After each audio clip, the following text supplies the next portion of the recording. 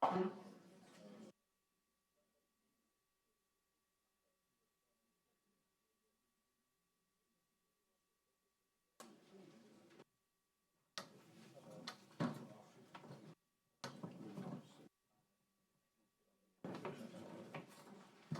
want the L? On your hair, and then I thought you were telling her something.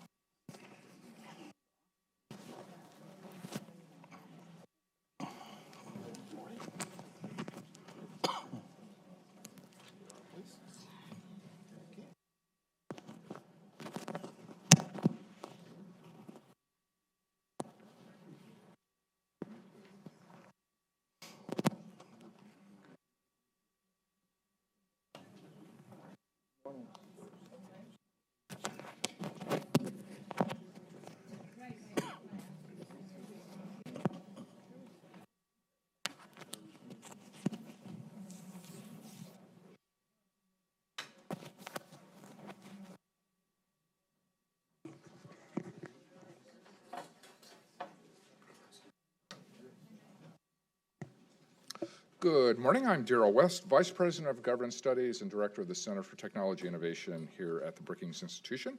And I would like to welcome you to the 8th Annual A. Alfred Taubman Forum on Public Policy. And this forum was established by Mr. Taubman to promote greater understanding of public policy issues. Each year we choose a particular topic and invite experts to offer their views on the subject. Mr. Taubman was a great friend of Brookings. He passed away a couple of years ago, but we continue the forum in order to honor his memory. So this year our topic is the first 100 days of the Trump administration. And we have brought together a number of distinguished experts to discuss his administration's policies and operations on national security, tax reform and regulation, and public management. We are webcasting this event live, so a warm welcome to our viewers from around the country. And we will be archiving the video, so anybody who wishes to watch it after today will have an opportunity to do so through our brookings.edu website. We also have set up a Twitter feed at hashtag 100days. That's hashtag 100days. So if you wish to post any comments, feel free to do so. So since his inauguration on January 20th, we've seen a number of actions from the administration. This includes the withdrawal from the Trans-Pacific Partnership and the controversial travel ban announced through an executive order. Other policy initiatives such as healthcare repeal and reform have been attempted through congressional legislation, but so far have not been successful. Now, as the 100th day approaches this week, the administration faces new questions on national security and public policy more generally. Our first panel is going to take a close look at those topics, and I will turn the discussion over to our moderator, Shane Harris, a reporter for the Wall Street Journal. Thanks, Darrell. Good morning, everybody. Thank you for being here as we get ready to celebrate the first 100 days. I think as a national security reporter in Washington covering the Trump administration, the last nearly 100 days have felt maybe like 1,000 days. In my 20 years of covering this beat, I can't remember another time where there has been this much sort of action packed into a short period of time and this many kind of head-spinning events. And I'm primarily just focused on the Russia investigation, so that's not even getting to so many of the other things that have been happening in the past nearly 3 months now. But what we're going to try and do in this panel is to unpack some of that and take stock as best we can of where the administration is and where it's going.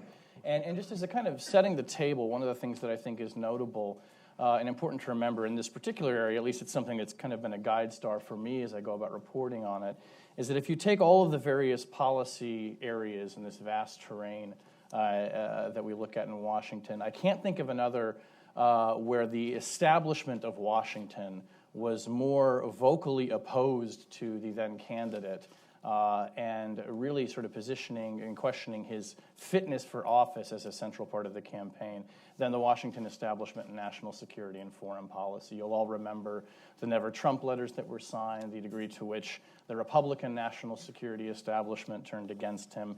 And I say that not in terms of setting this in any political cast, but simply to say that I cannot remember a time where so many of the leading thinkers and shapers of ideas and opinion had come out this opposed to a candidate. And so that is something I always keep in mind in terms of how this town, if you like, was really not ready to receive this president, and how they have been dealing with that in the first 100 days is something that I'm always keeping in mind to see, to judge how he is doing. So let me just briefly introduce the panel here. I can't really think of many better people, frankly, to have this discussion, so I'm really looking forward to it. Susan Hennessy, to my left, who's a fellow in governance studies here at Brookings and is the managing editor of Lawfare, which you probably are all familiar with, but if you're not reading it, go read it.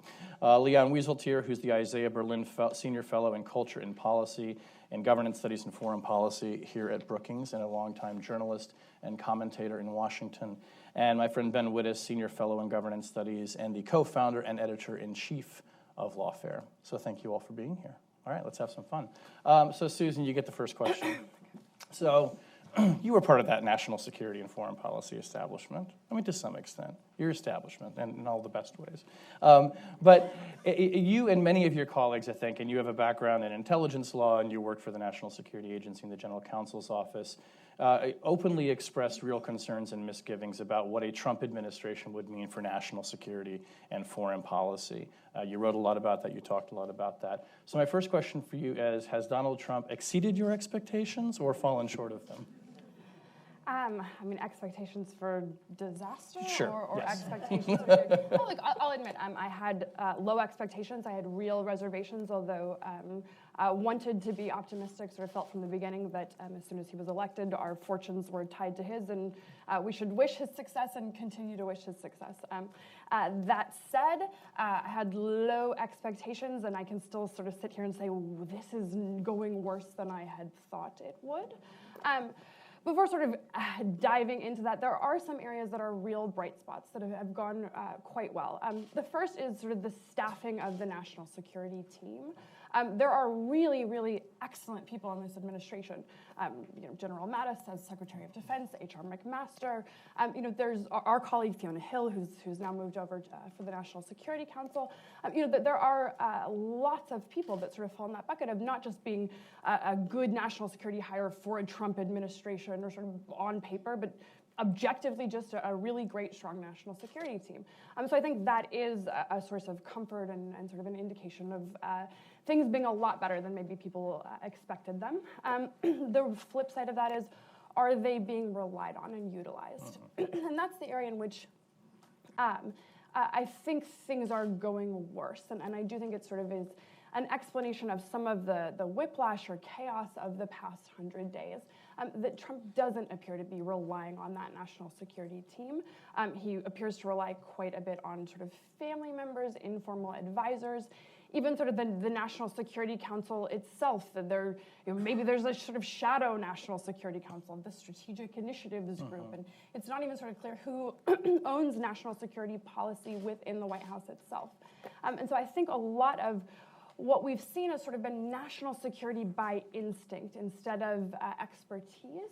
So it's been just remarkably uneven. In attempting to sort of put a strategy on top of what I would argue is an absence of any real strategy. People have talked a lot about sort of the unpredictability, and that President Trump has talked a lot about sort of thinking, seeing real strategic value in being unpredictable. I think with sort of the latest tensions around North Korea, we're starting to see some of the real perils of being an unpredictable leader.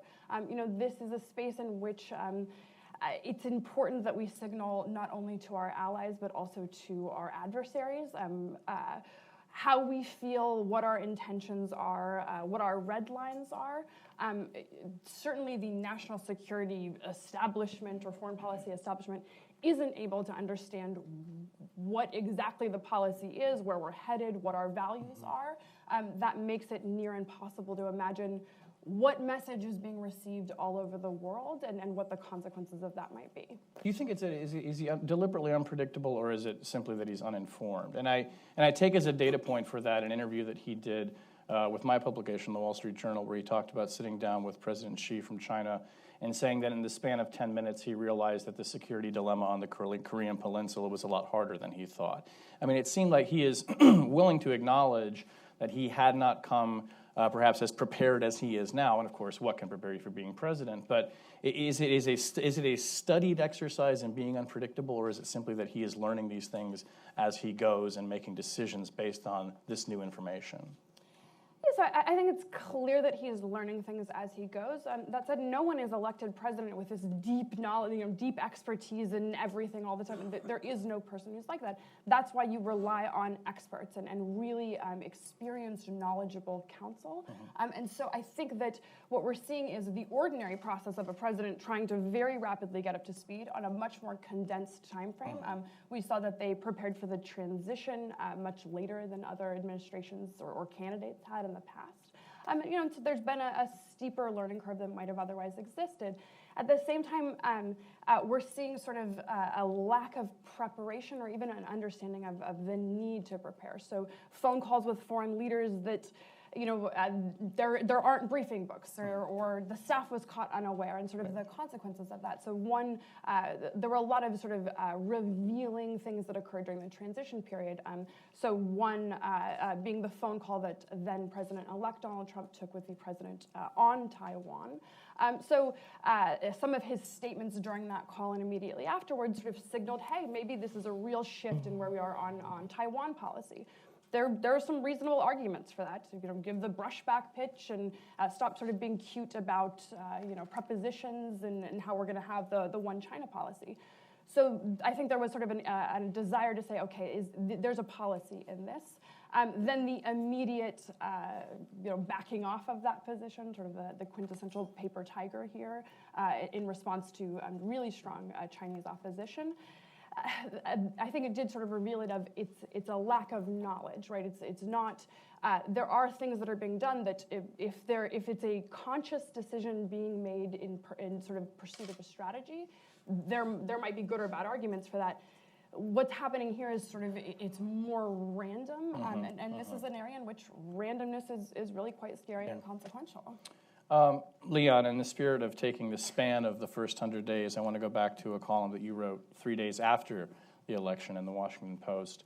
I'll just read a brief snippet towards the end of it, in which you were essentially calling for people to stay hot, to stay angry, to stay involved, and not to give in necessarily to the bromides of let's all get along together, and Trump saying he wanted to unify. Yeah, I don't believe in getting along. And you did not take his plea to do that as genuine in the column, of course.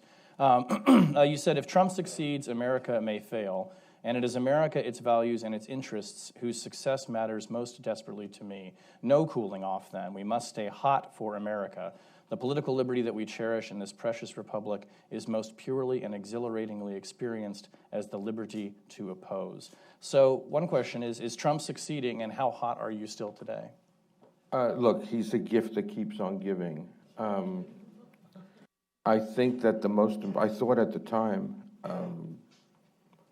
right after the election, that the most important challenge for all of us would be to preserve the shock, because the mind wraps itself around things, and the adaptability of the mind in many circumstances is a blessing because it enables us to survive difficult times.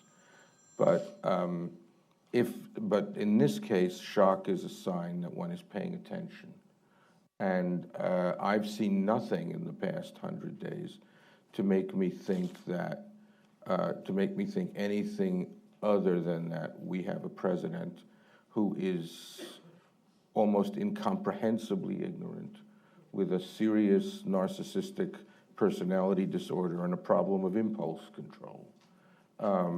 Most of the policies that I see coming from Trump are rather like his tweets. They are immediate expressions of something that he feels.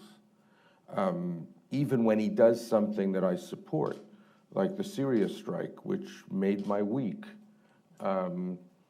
there was no reason to get too overjoyed about it because it was perfectly clear that it was not the product of a policy or of a strategy or of any serious moral commitment to humanitarian relief or action. It's random. You know, I remember a couple of years ago, Trump said something egregious. I don't remember what he said, but there were lots of things to choose from. And a reporter from the Times called and asked me if I thought Trump was wrong. And I said, no, I think he's pre-wrong. Meaning that I can't even attribute to him the consistency and stability of an intellectual or ideological framework that would, I mean, so I think that we're operating in a different realm here. I mean, Eisenhower liked people to think that he was dumber than he was, and he used English in a way that persuaded them of that. And Nixon, of course, had wanted to be known as unpredictable, but those were strategic calculations on the part of more or less rational and certainly well-informed individuals.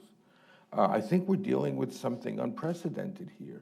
I agree that, I mean, I think McMaster and his team are terrific, but one of the things I've learned from the Obama administration, that an entire administration can want to do something, but if the president doesn't want to do it, it will not be done.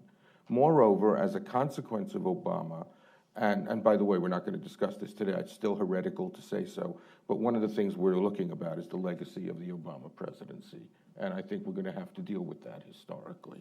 But in the case of Obama and in the case of George W. Bush, foreign policy had come to be centralized in the White House, I think to an almost unprecedented degree, and certainly in the Obama White House. I mean, every significant issue of foreign policy was dealt with in the White House by the president with his Einstein-like brain and his staff. And we are now, Trump has now taken this to an absolutely absurd place. We have reversed ourselves in the course of 100 days on some of the most frightening and fundamental issues of American foreign policy and national security policy. I mean, these flip-flops are not amusing because they're not about small things. They're really not. And again, in some cases, I think the flop was better than the flip, and you could call it a learning curve. So I actually much prefer the adversarial attitude we have towards Russia and Putin right now. On the other hand, I think it would be an exaggeration to call it a policy, because I simply have no way to know. Putin may actually go on television tomorrow and say that he thinks Trump is a very handsome man, and our policy might change. That would be extremely well advised. I mean, look, you know, it would be the right play. It's obvious, right? It's obvious.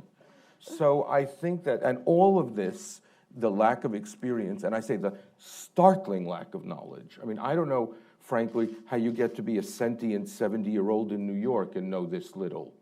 I honestly don't understand. It's almost a kind of clinical, it's clinically fascinating in some way. But the startling lack of knowledge combined with the ever-shifting, with the moodiness, the volatility of the thing, combined with the stakes involved in some of these crises. I mean, we are, you know, Obama did not leave the world in good shape. The world was anyway in very bad shape. In many places, crises are happening in slow motion, fast motion. This is not, I mean, it's a perfect storm. I mean, this is not the time for this sort of man to be living in that house. So you put these, I'm enormously concerned. Ben, after President Trump issued the executive order on immigration and the refugee policy back in January, which was the first major action and certainly first major national security action, you wrote a piece in Lawfare sort of trying to gauge to what degree this policy was malevolent or more an example of malevolence tempered by incompetence because it was rolled out in such a ham-handed way, no interagency process. It quickly ran straight into the buzzsaw of the courts.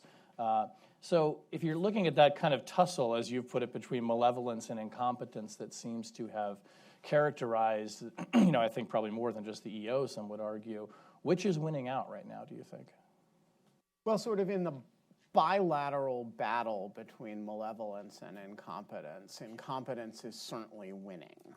But you know that the interesting thing about that phrase, malevolence tempered by incompetence, which is going to be written on my tombstone, I think. I mean, it's something I typed out in a evening of impetuous writing that's become sort of like the only phrase that people will remember associated with my name. You're young.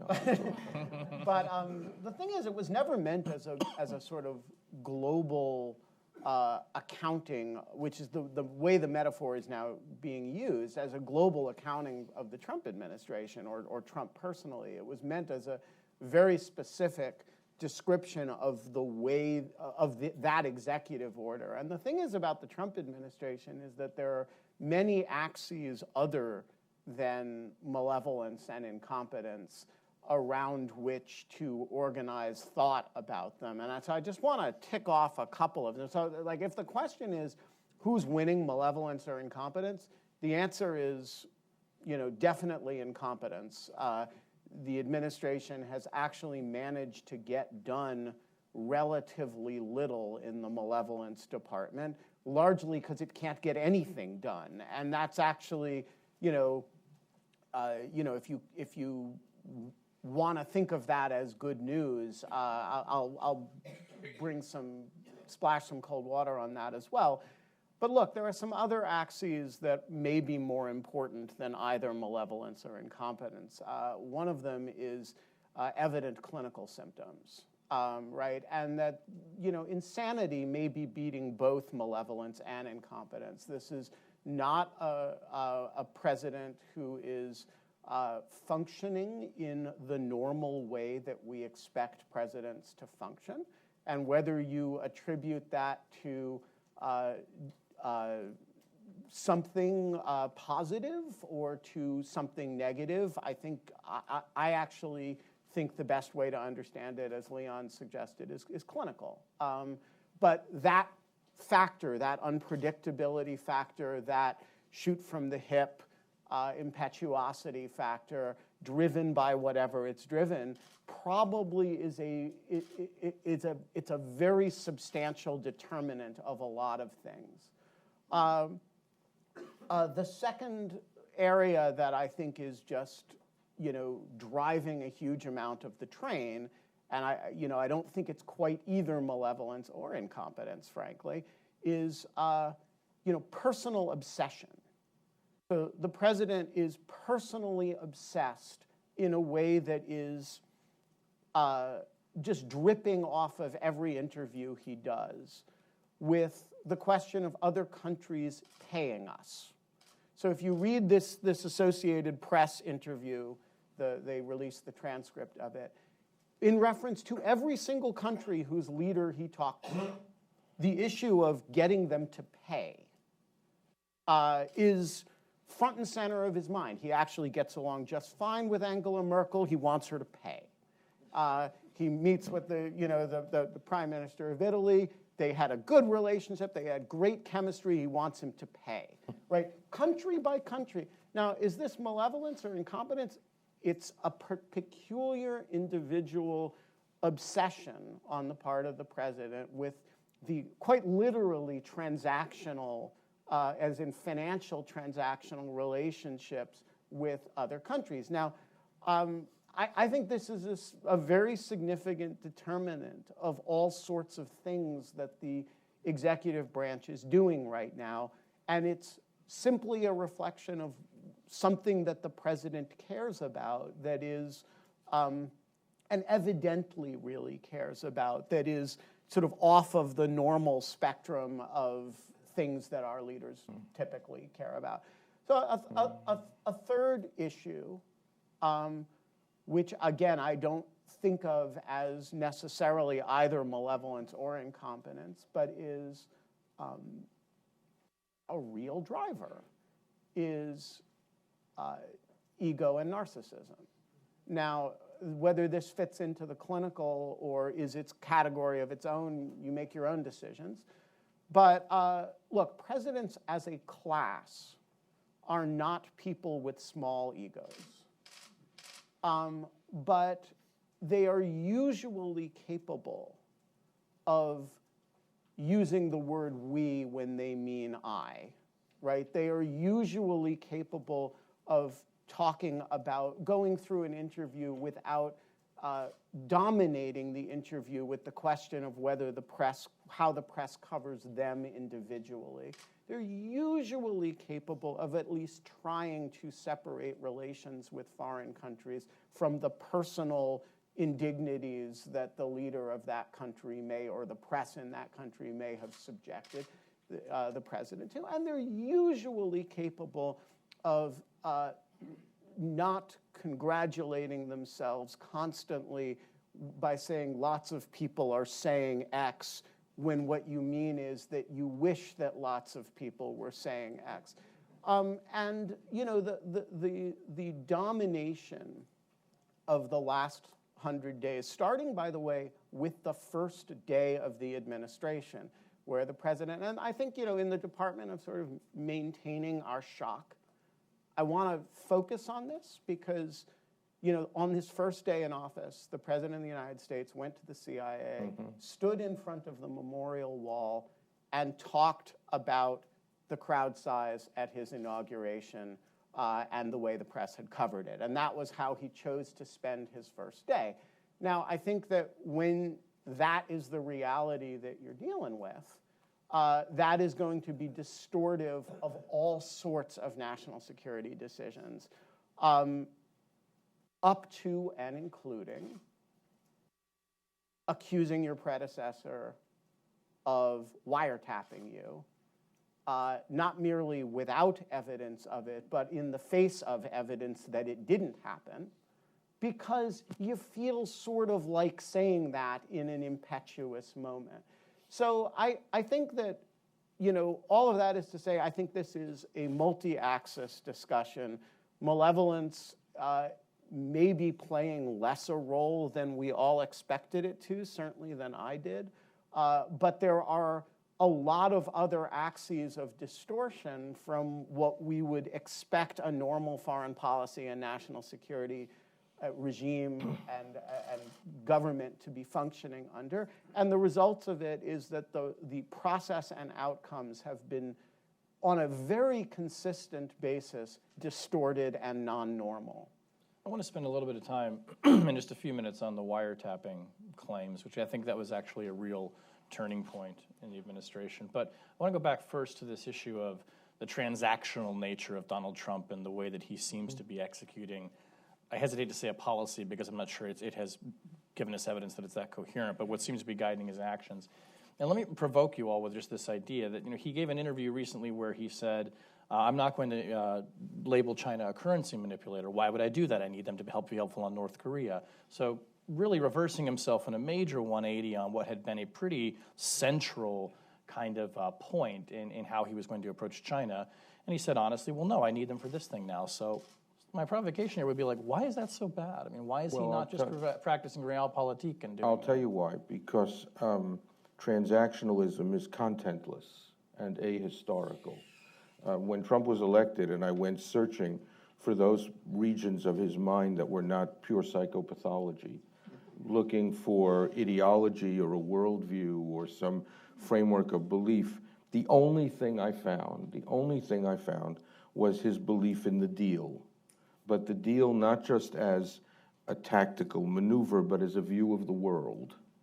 And when you promote deal-making into a view of the world, and what you care about is winning, you have arrived at, as I say, a completely contentless place. So when he made that call, the famous call with the president or prime minister of Taiwan, when I read about that, first thing I thought to myself is that it was a butt call because there was no obvious. Then it turned out that Bob Dole had arranged the butt call, so it was just a. But I was delighted because I find Taiwan to be an extraordinarily moving and supportable place, and I thought, oh, that's interesting. And then within 48 hours, he winds up telling, and of course the Taiwanese rejoiced because they were finally getting the kind of presidential attention that they've lacked. And then within 48 hours, he'd made it perfectly clear, however, that if the Chinese would give us a fair trade deal, we would be prepared to talk about Taiwan. In other words, what began as the premonition of a principled position or of a strategic vision for a region turned out to be simply a bargaining chip, a bargaining chip. And the idea that everything is a bargaining chip is much worse than realpolitik. Realpolitik, you have certain strategic ends. You justify them morally or you choose not to. Sometimes you justify them morally and you're faking it. But you have your interests, and you're pursuing them consistently and steadily, and in the case of some practitioners, even brilliantly, all right? But transactionalism is something much emptier than that, much more capricious than that, and much more, and again, the problem with Trump is that we keep going back to this clinical language, much more egocentric than that. If what you care about are the wins. Remember, this is a man who claims to come from capitalism. In fact, he comes from marketing, reality television, beauty pageants, and professional wrestling. Those are places in which all that matters are wins. And yeah. Actually, I think there's a more sort of even sort of fundamental point in what Leon's saying, all of which I agree with, and I think it's driving a lot of the anxiety that you're seeing, not just on stages like this, but sort of across Washington, D.C. and all around the world. And that's that Republicans and Democrats disagree on policy. They disagree on what the best thing for the United States is. But both Republican and Democratic presidents, we've always believed that they are acting in what they believe to be the best interest of the United States.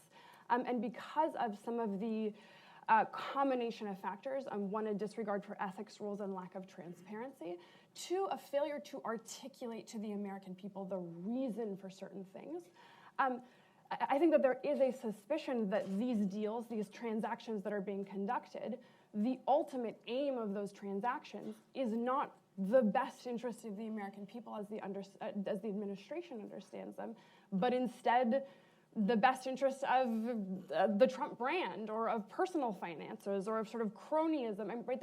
There's something, I think that there is a suspicion that sort of that infects lots and lots of interactions with the administration, some of which they've exacerbated, or much of which they've exacerbated, that is that there's a fundamental disconnect, even for people who can say, all right, America first, and we should have this transactional approach, and they should be paying more of their fair share.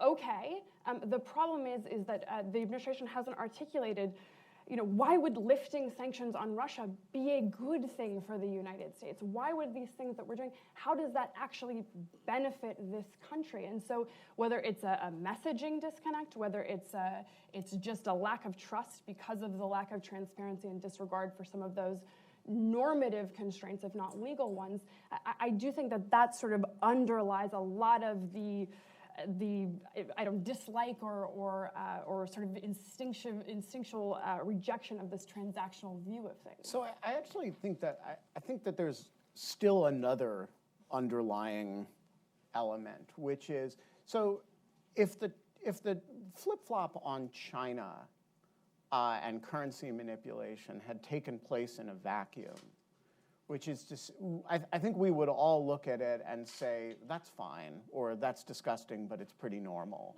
That is, every president runs for office on a tough on China policy and then flip-flops when they get into office, because actually the relationship with China is big, complicated, multivariate, and basically not formulated according to principles. See Leon's earlier remarks. The problem here is that it took place against a backdrop of reversing all major positions, right? And so it takes place within a few days or weeks of going from Assad can stay in power and we can work with him to use of chemical weapons is completely unacceptable and we're going to bomb him and he needs to be removed, back to we have nothing to say about that. It comes against a backdrop of, as Leon pointed out, going, meeting, talking to the Taiwanese president and then reaffirming the one China policy. It comes against a backdrop of NATO being obsolete, and then it not being obsolete. Right? I could go on, but this is actually what the military calls a target-rich environment. And when you are stating things in very strong terms all the time, and then reversing yourself all the time, you don't get to then do what you just did, Shane, in formulating the question, which is to say, well, wait a minute, maybe the reversal is a good thing. Because the larger picture is that he's created an environment in which the words of the President of the United States don't mean anything at all. And that is a really dangerous proposition that nobody, he calls it unpredictability. There is some value to certain forms of unpredictability. But this isn't unpredictability, this is meaninglessness. And that's a very different thing, and it's a very dangerous But is it dangerous? Yeah, but I was going to ask too, is it dangerous because it will lead to misunderstanding and crisis, or does it, I wonder sometimes if it just leaves us like in the neutral position and we just get nothing done. No, so it's dangerous for three distinct, or maybe not distinct, interrelated reasons. The first is because there are certain things that the United States president needs to be able to say that everyone will take seriously in order for bad things not to happen. So when the Credibility. Credibility. Yeah. The second is because we stand for certain principles. Now, we stand for them imperfectly. We stand for them sometimes hypocritically, but we stand for them. And when you create an environment in which nobody can take seriously anything the President of the United States says, and the statement of the President then has to be filtered through the subsequent contradiction by his senior staff in what is the most profound affront to the Hamiltonian unitary executive that we have ever seen in the history of the country. The President says something, Secretary of State contradicts it. The world relies on the Secretary of State, not the President. That is actually, if you think about that from the point of view of founding era thought, the only proper response is seppuku. The third reason, and this is related to the first, is that we have a series of entrenched alliances. And short of those alliances, we have profound reliance interests that people and countries, by the way, some of them are countries, some of them are individual people, rely on the United States for. There were individual people who were given documents that said they got to enter the United States. The President of the United States said, people from certain countries don't come in.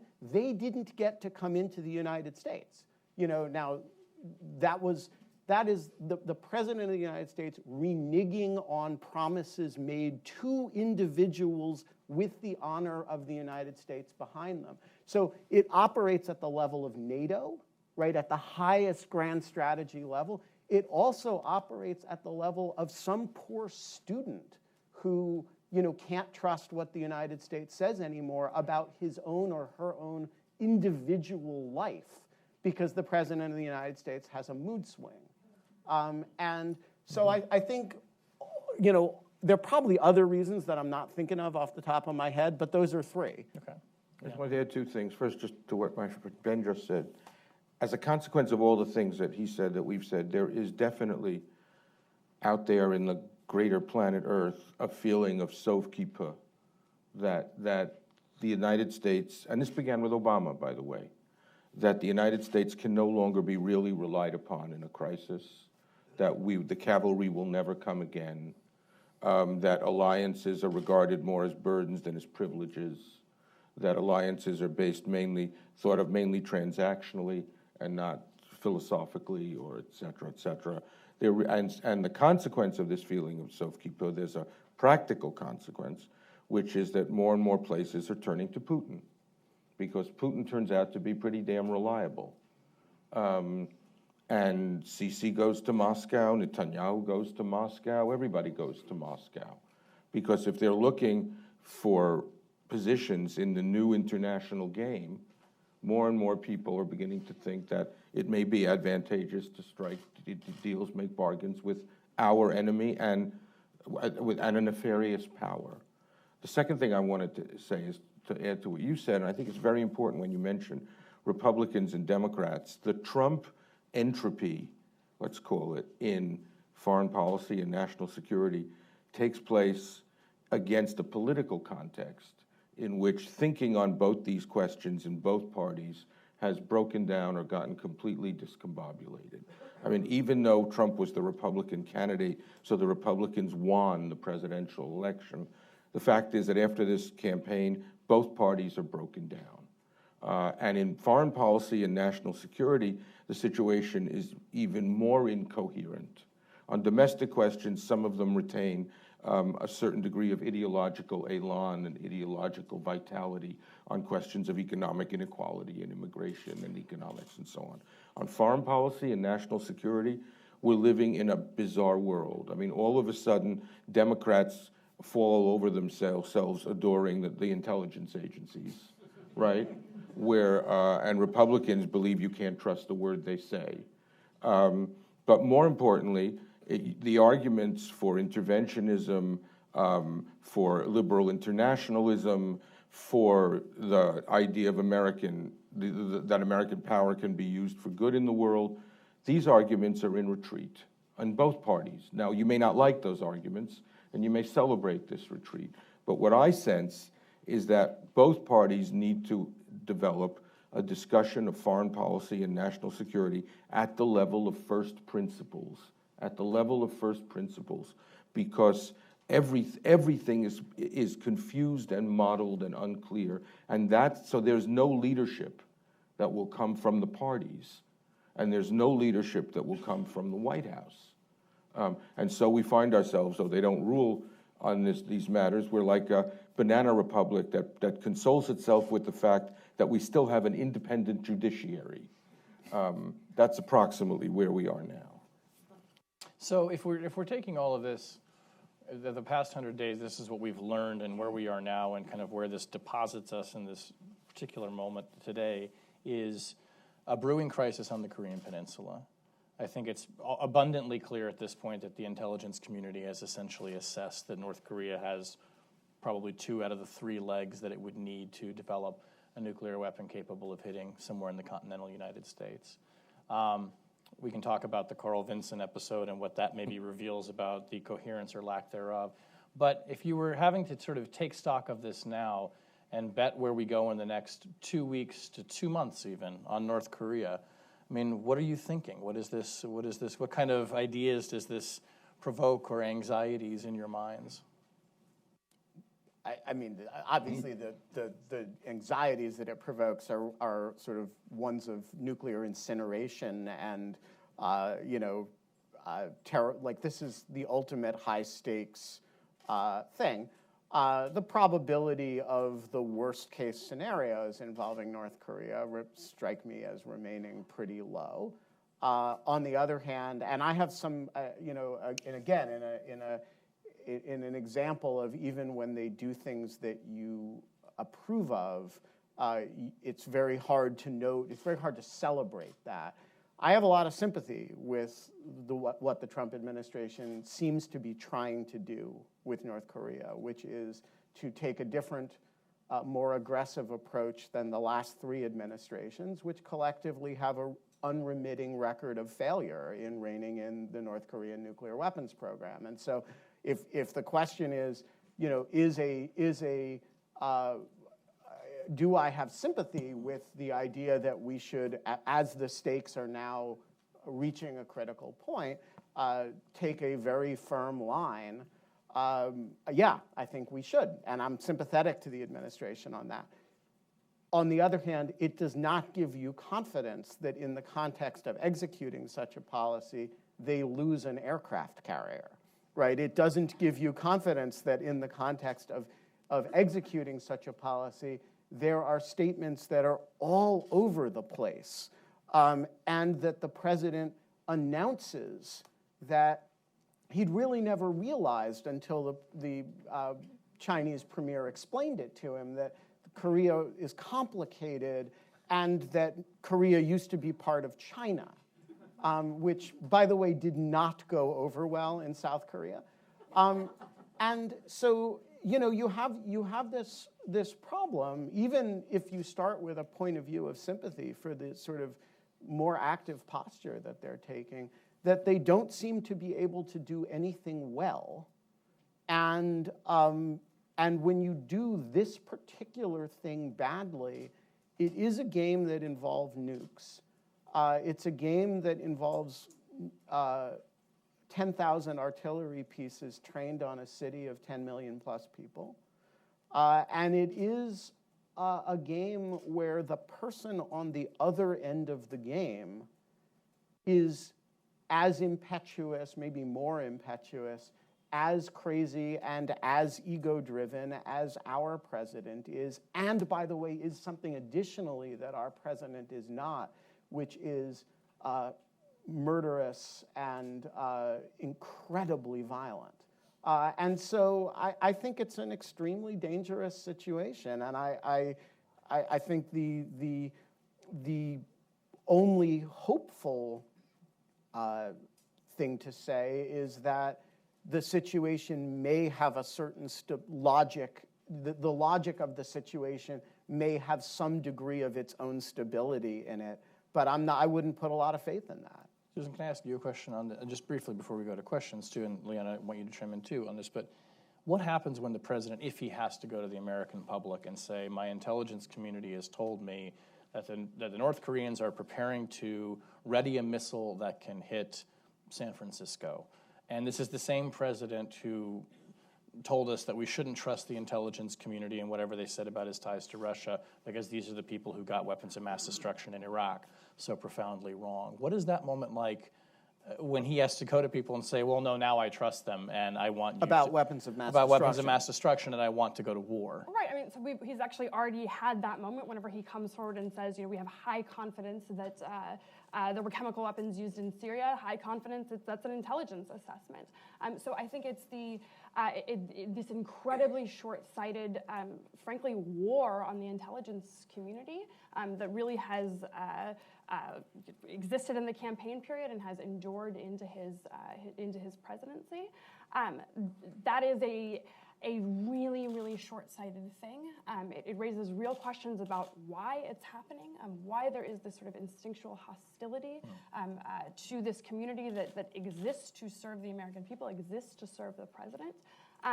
I think the bigger issue at this point is going to be credibility on the international stage and the ability to actually take action and to rally our allies and to to have other countries fall in line the way they have in the past. I think what we're seeing is everybody wants to avoid a crisis, and so other political actors, Congress will move out of the way when the president sort of gets out of line because they want to avoid the crisis, and sometimes the judiciary will move out of line, and geopolitically, different nations will sort of help give each other space because nobody wants the really bad thing to happen, and that works, and so it allows sort of the trampling of norms and for people to sort of run roughshod over some firmly established lines. The problem is it works until it doesn't, right? And I think that North Korea is the area in which it's the most consequential and maybe sort of the most immediate area in which there seems to be a real possibility that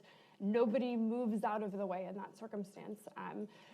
I think that the president will come to regret any action he's taken to undermine his intelligence community, paired with his own lack of credibility. This has the makings of a real disaster. Okay. Well, the good news is that Jared Kushner's in the Situation Room.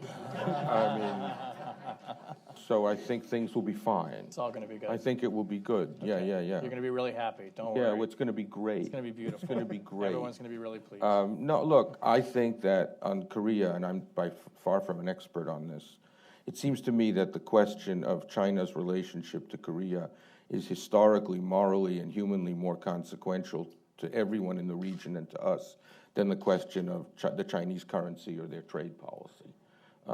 Trump, being who he is he economicizes all issues.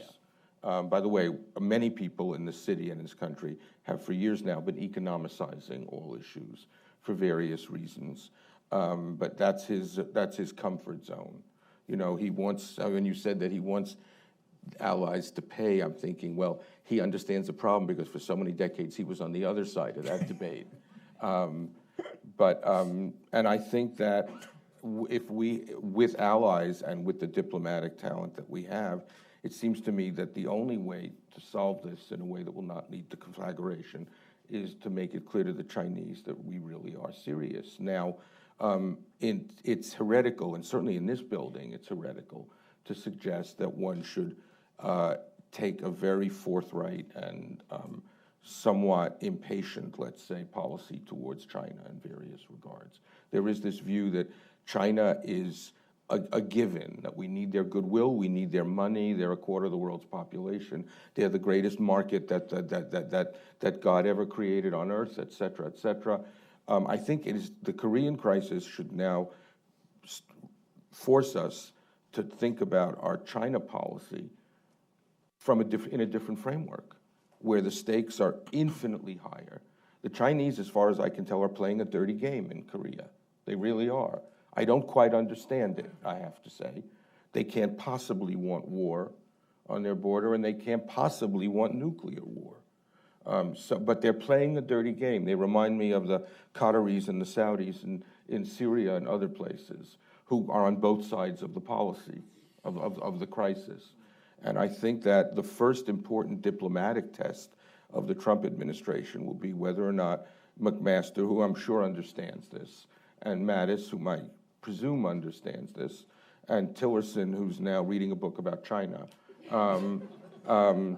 I hope that we can somehow arrive at some rethinking of this strategy. And again, it will happen it won't happen because of the president.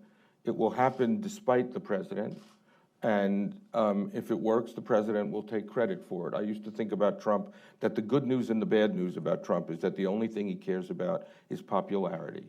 So if he discovers that taking candy from children forces his numbers to go down, he'll stop doing that. And if he discovers that giving candy to children pushes his numbers up, he'll give candy to children. It's sort of like Scrooge in some sort of way. But this is a policy that I hope the people in government right now are, et cetera, et cetera, et cetera. Yeah. Yeah. All right, let's turn to you all in the audience. Please raise your hand if you would have a question. Yes, sir, right here. Yeah. And, I'm sorry, the mic will come to you, and please wait for the mic because this is being webcast, so people at home can hear you too. Stuart Brown, Warren Capital.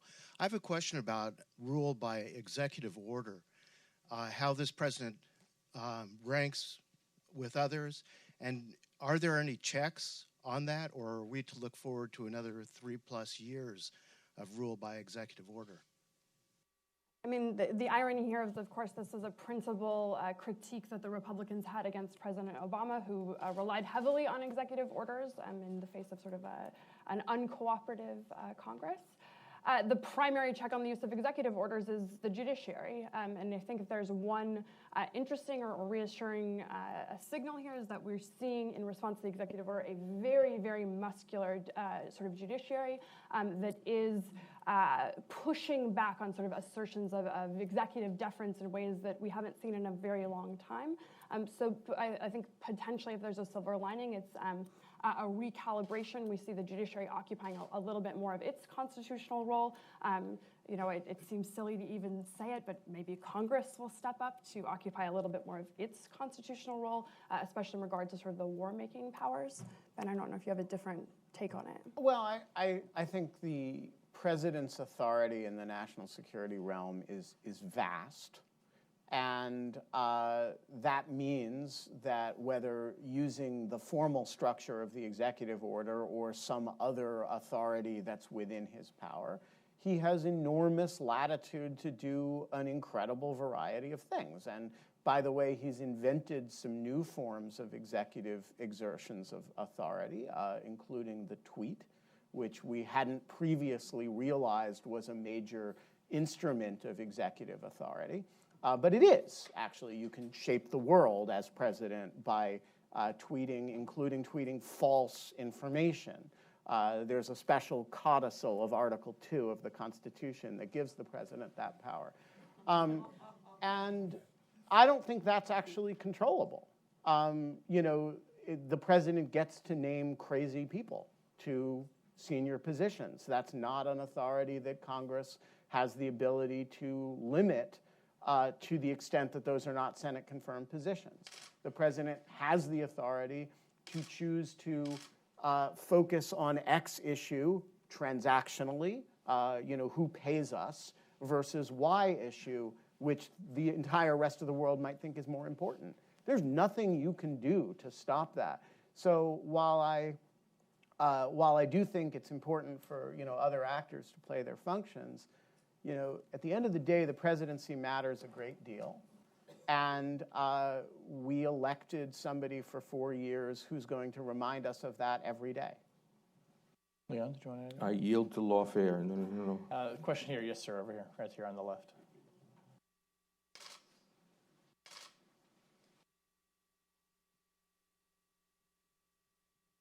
Good morning. My name is Christian Herbel. I'm a student from Europe, from European University of Viadina. And my question is easy. What gonna Trump do with Putin? Do they become good friends, or he makes a deal through Ukraine to make peace in Syria? What do you think about that? The Trump-Putin romance. Well, I mean, like with the strike in Syria, I was absolutely delighted that they broke up. I hope neither guy's feelings were too hurt. But I have no reason to believe that will be a consistent policy, or that it's based on any larger reading of history or interests or values. I think that the ascendancy of Putin in our time is the single most surprising fact about our time, and probably the single most dangerous fact. If you had said 25 years ago that in 2017 China will be a very powerful country with military ambitions and growing economic power globally, we would have agreed. And if you had said 25 years ago that in 2017 the Middle East would be in flames for one reason or another, we would have been sad, but we would have agreed. But if you had said that in 2017 Russia would be the ascendant global power and this KGB thug would preside over a renaissance of Russian nationalism and revive Russian regional and global centrality, and would successfully and brazenly interfere in the democratic processes of Western countries, and would seize territory from a country and invade a country, et cetera, and I haven't even gotten to Syria yet. If you had said that all this would be the case, I think we would have been laughed at. I certainly would have laughed. So I think that given the grotesque relationship I don't know what the relationship was, the grotesque attitude that Trump had to Putin throughout the campaign, which was one of maybe the most disgraceful aspect of that disgraceful campaign, though the competition's rough. But I think it's a healthy development. Now, will it last? What is it based on? I have no idea. There is no way to know. It's perfectly clear that Europe, and we'll use that for as long as we can still speak of Europe, we'll use the term Europe, is looking for American leadership to cement a new front against Russia, which I think is absolutely necessary. Just as for a long time during Obama, and now it was clear to me, that there was a pro-American alliance along the East Pacific and the Pacific Rim on the part of countries that were getting actually very worried about the Chinese. And the question is whether we have the values, the will, and the talent to actually act diplomatically in this regard. When it came to Syria, our policy towards Russia and Syria has been one of deconfliction, right? That was our objective. And to which I think to myself, you know what, we're the United States of America, let them worry when we fly or not. I always disagree with Leon at my peril. The one thing is that I'm not sure that we should be viewing Russia as this ascendant global power. I think that they were desperate and reckless and got lucky in this one instance.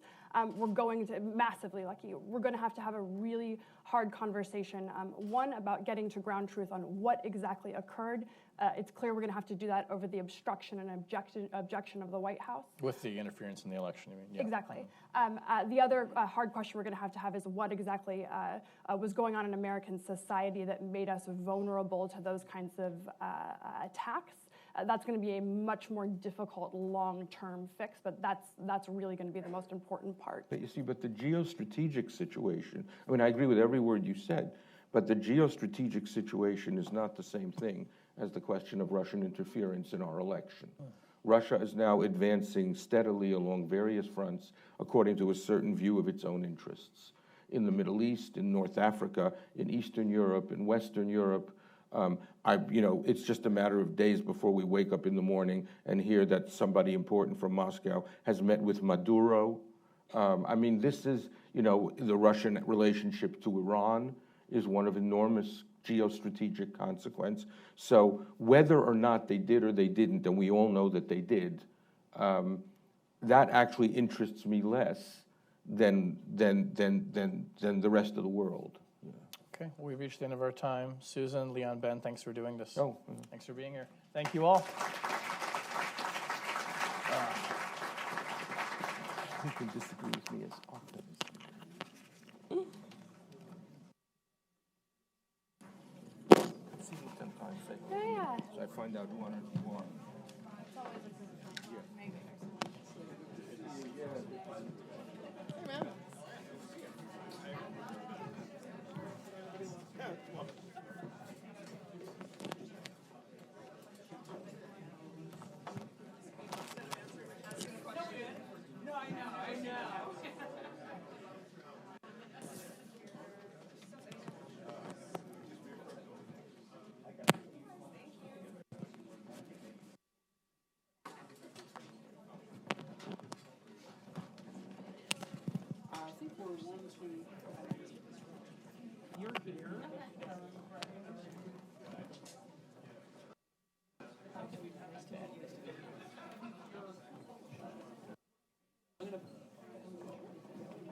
First set of questions, I'm going to go boom, boom, boom to the middle, just to go text.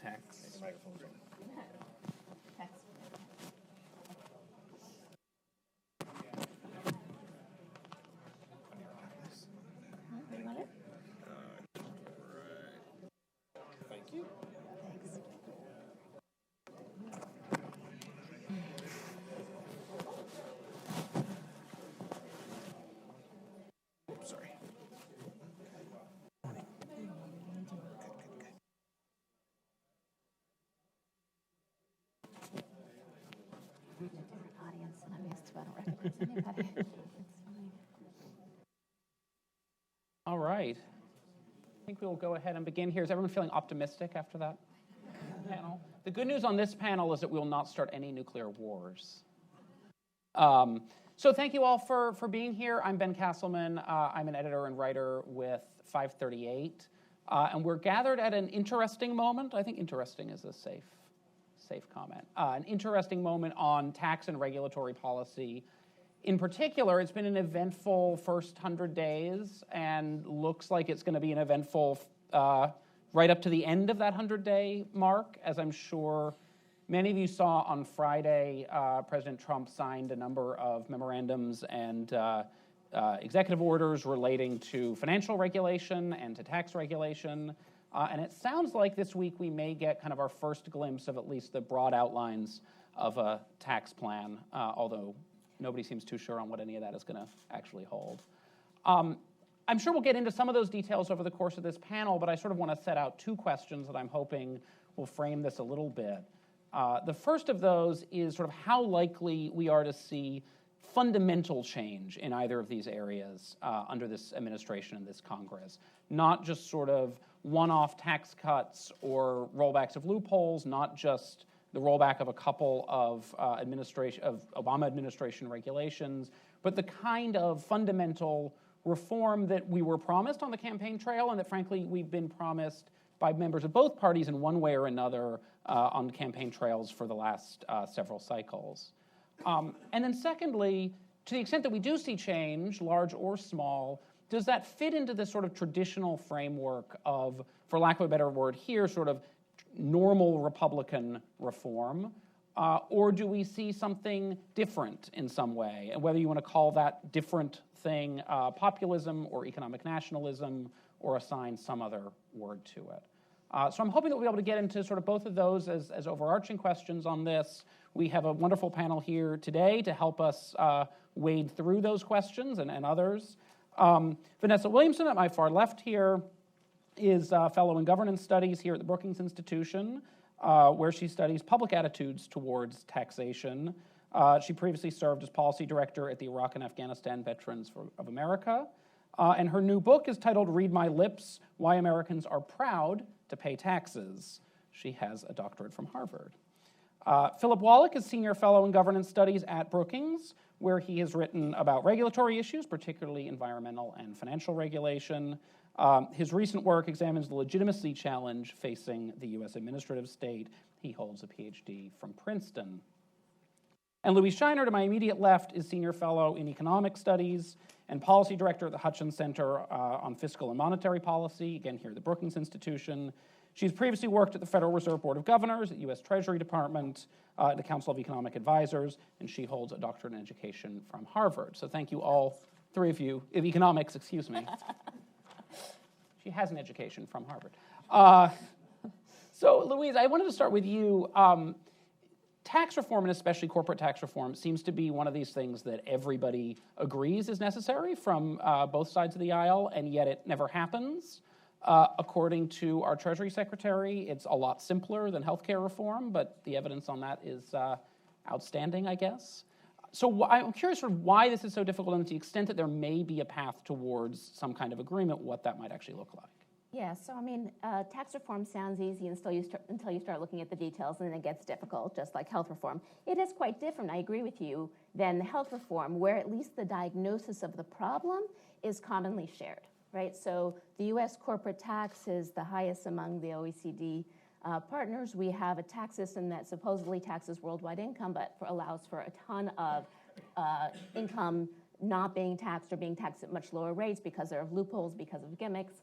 And so I think everybody agrees that it's a problem. And then in particular, we also worry that our tax system is pushing U.S. companies to move headquarters overseas to become foreign companies. So we agree on the problem. And the Obama administration had a corporate tax proposal. So that's different than health reform, where we don't even agree on the basic facts on the ground. But then when you try to think about where do you go from here, it becomes very difficult. And I think three basic reasons.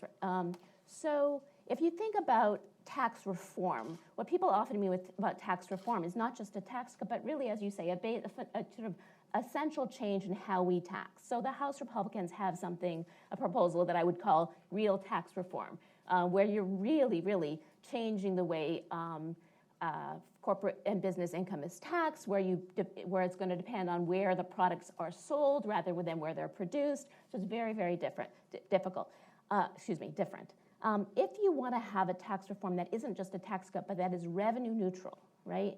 That says we're going to lower taxes in some areas, we're going to have to raise them in others, we're going to get rid of loopholes, we're going to get rid of the gimmicks.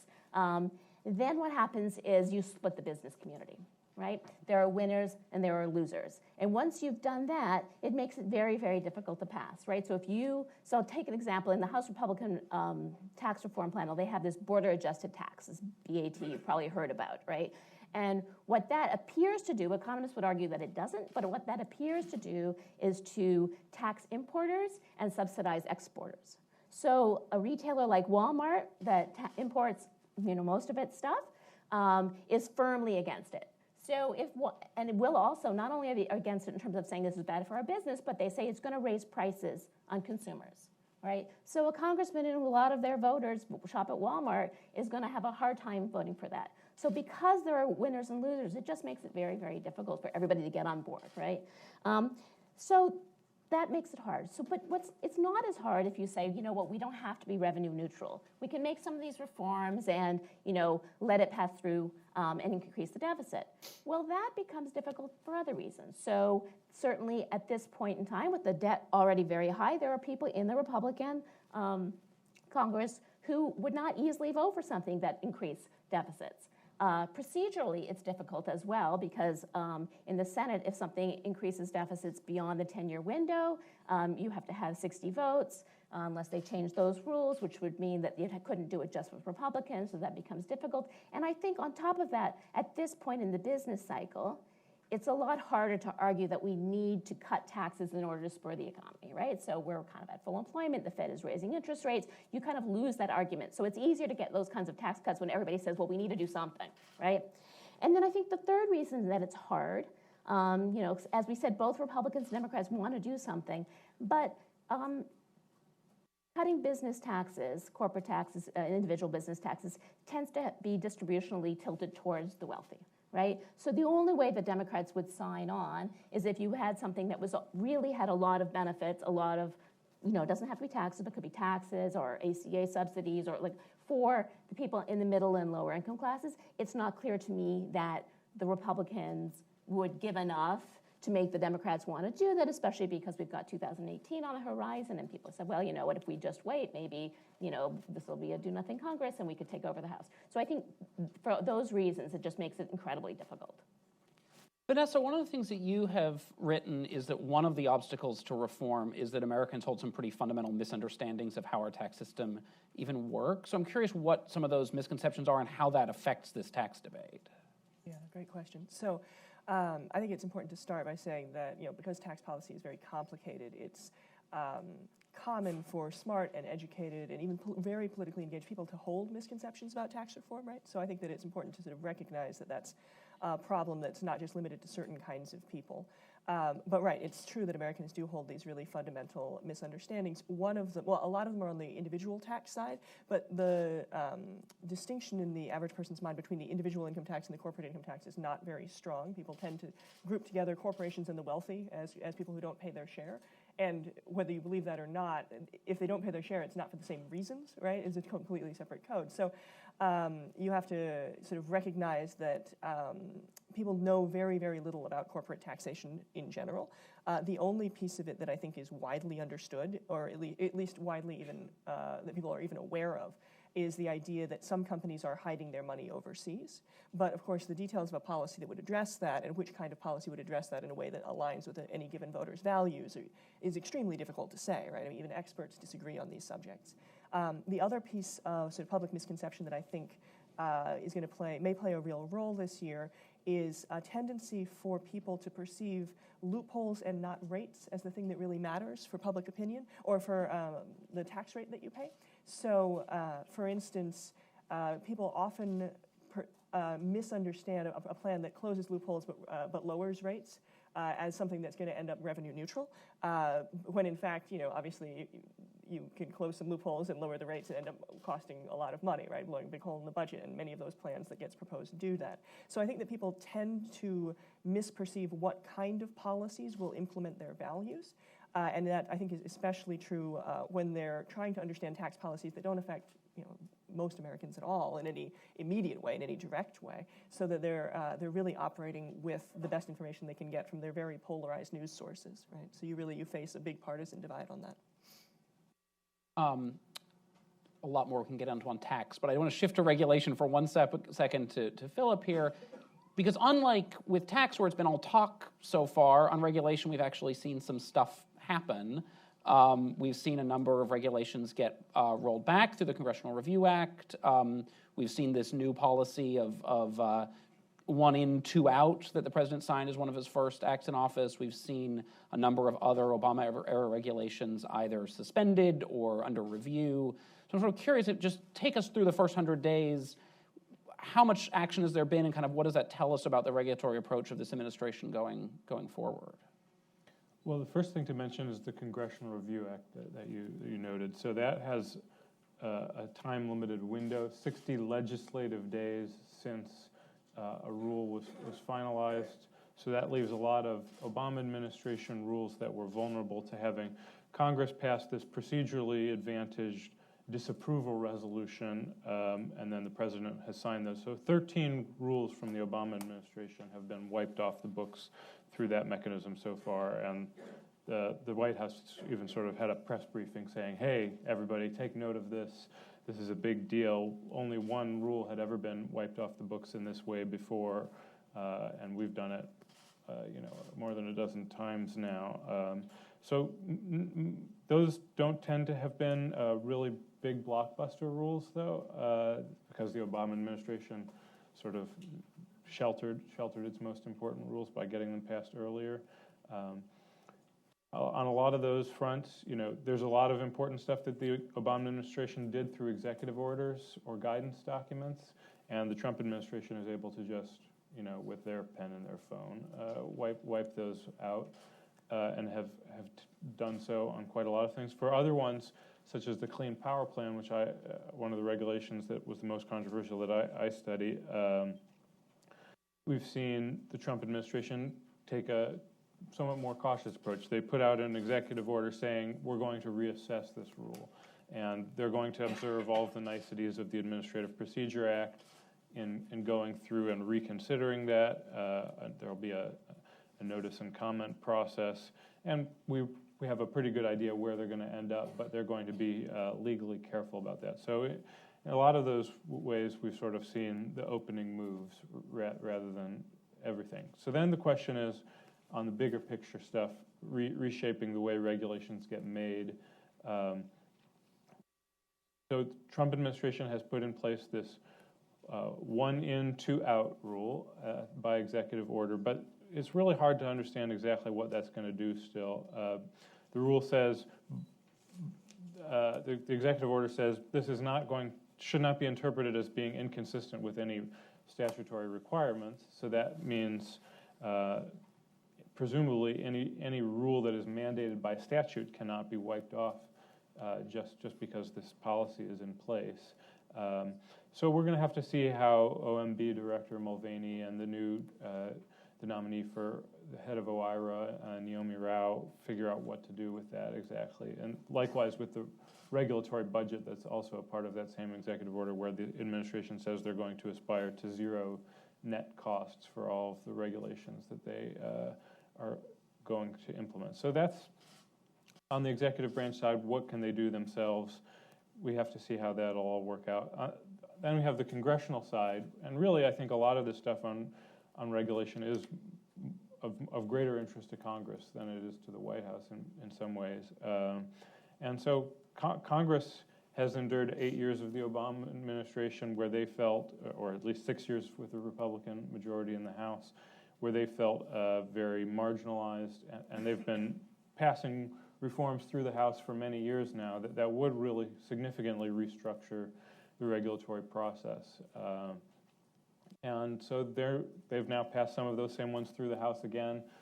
The real action is in the Senate, where it's not clear if you can count up to 60 votes on some of those. You might be able to, or what you could work through reconciliation somehow. But that's where the real action is going to be this upcoming summer, I'd say. I'm curious just to delve down on that slightly, and I'd love Louise and Vanessa to weigh in on this as well. We've seen a sort of flurry of undoing right in the beginning of this administration, and we know that the Obama administration relied heavily on executive action, especially in the last 6 years. Now we're sort of seeing the fundamental impermanence of that on some level. But the early days of the Trump administration have also been very focused on executive action. We obviously haven't seen anything really in the way of legislation. Are we heading towards a place where there's just much more sort of back and forth every time there's a change of control versus a little bit more of the permanence that we might have been used to some degree on the regulatory side? I mean, you're sort of talking from my book as far as I'm concerned. I mean, the way that the Constitution sets up our policymaking process, really to achieve any degree of stability, it needs to go through Congress and congressional enactment of statutes. And the more that becomes something that administrations in the White House try to do without and circumvent, the more that we set ourselves up for a regime of policy instability where there's reversals after reversals and really very little policy certainty, which is obviously very economically destabilizing. I mean, and I think that comes from the polarization that we've seen, that it's not because they don't want to use the congressional process, but that's such a broken process that there's so much disagreement.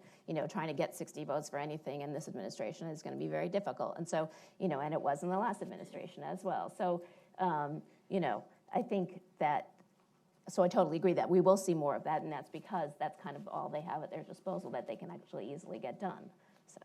Yeah, just to follow up on that, I think it's one troubling aspect of it is that I think it has a little bit of a self-reinforcing mechanism where because if you're in the administration, you can't get what you want done through Congress, then you're obliged to use executive orders, but then you take very polarized positions, right? And that sort of reinforces a sort of zero-sum game for the next iteration as well.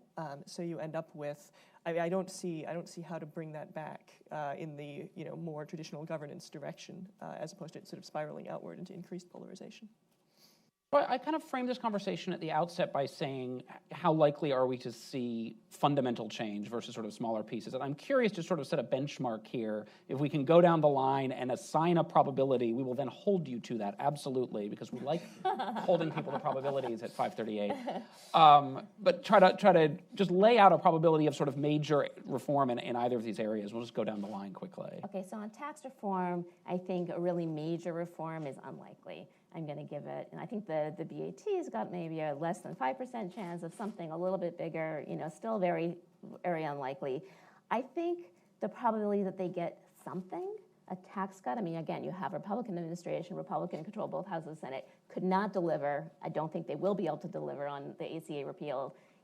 The desire to pass something to bring home to the constituents, I think, will be large. So I think I would give some kind of corporate tax cut, maybe.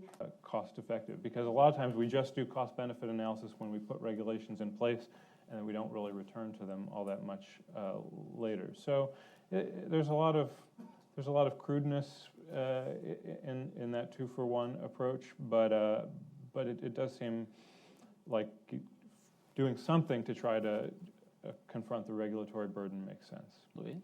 Yes, so I basically agree with that, and I think that if we're looking for something that's going to be, we just do this, and then we're going to have so much growth, we're going to have so many jobs. Like, there's no silver bullet like that. And so this idea that that every reg, that if a reg's costs are greater than its benefits, we should get rid of it, and we should have a process that thinks about that. I think that's right.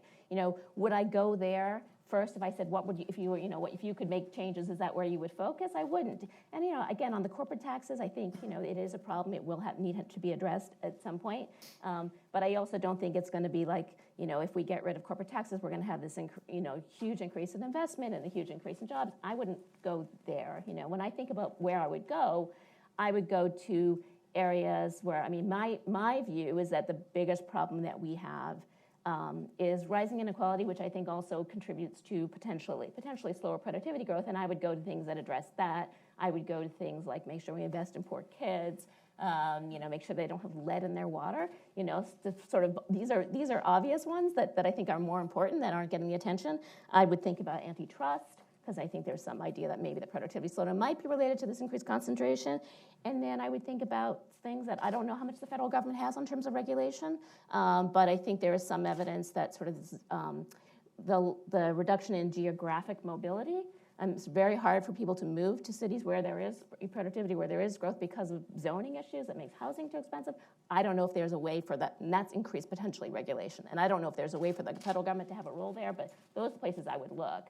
I wouldn't really look to these issues as much. But again, you want to do things that make sense, and everything at the margin can help. So, yeah, I would just definitely second your point about the sort of challenge of monopoly or relatively few actors in markets. Obviously, that is not the best approach to encourage competition and investment and all these things. I think that we have that issue in a lot of sectors now.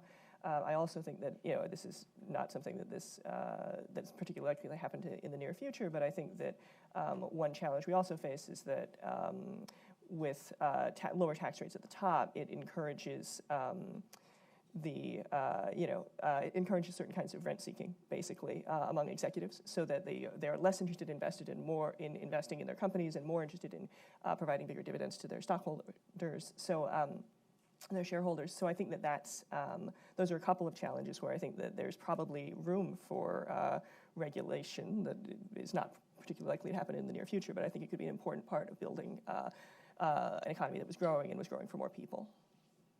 One thing that's kind of amazing to me here is the way that we glossed over this revenue neutrality thing. I think if we'd been having this conversation a few years ago, we would not have just sort of, especially with a Republican Congress and a Republican president, we would not have just sort of said, oh, and I don't think it's going to be budget neutral.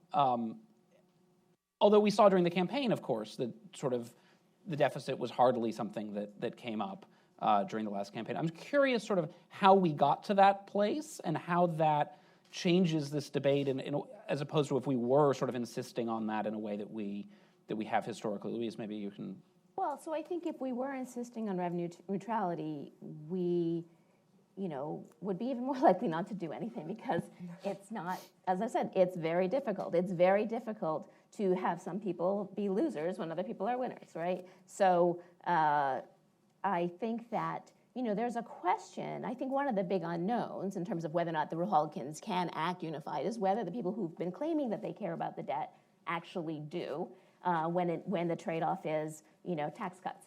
And I don't think we know the answer to that. I mean, I think that probably they don't care as much as they've said that it was a good talking point when they didn't like what was being proposed. And now when they do like what's being proposed, then it's not as important. And, you can sort of laugh at that, but it actually makes some sense too. Like, I personally would be willing to have higher deficits for policies that I think would, help in the future, would invest in kids, would invest, if you really believe that tax cuts are going to spur economic growth, even though, maybe the official scores don't say it, it's not that hard to say, well, I don't want to increase the deficit on things that are not useful, that are not helpful, but are things that are helpful, then it's worth it. So I think it's not hard to see people make that adjustment.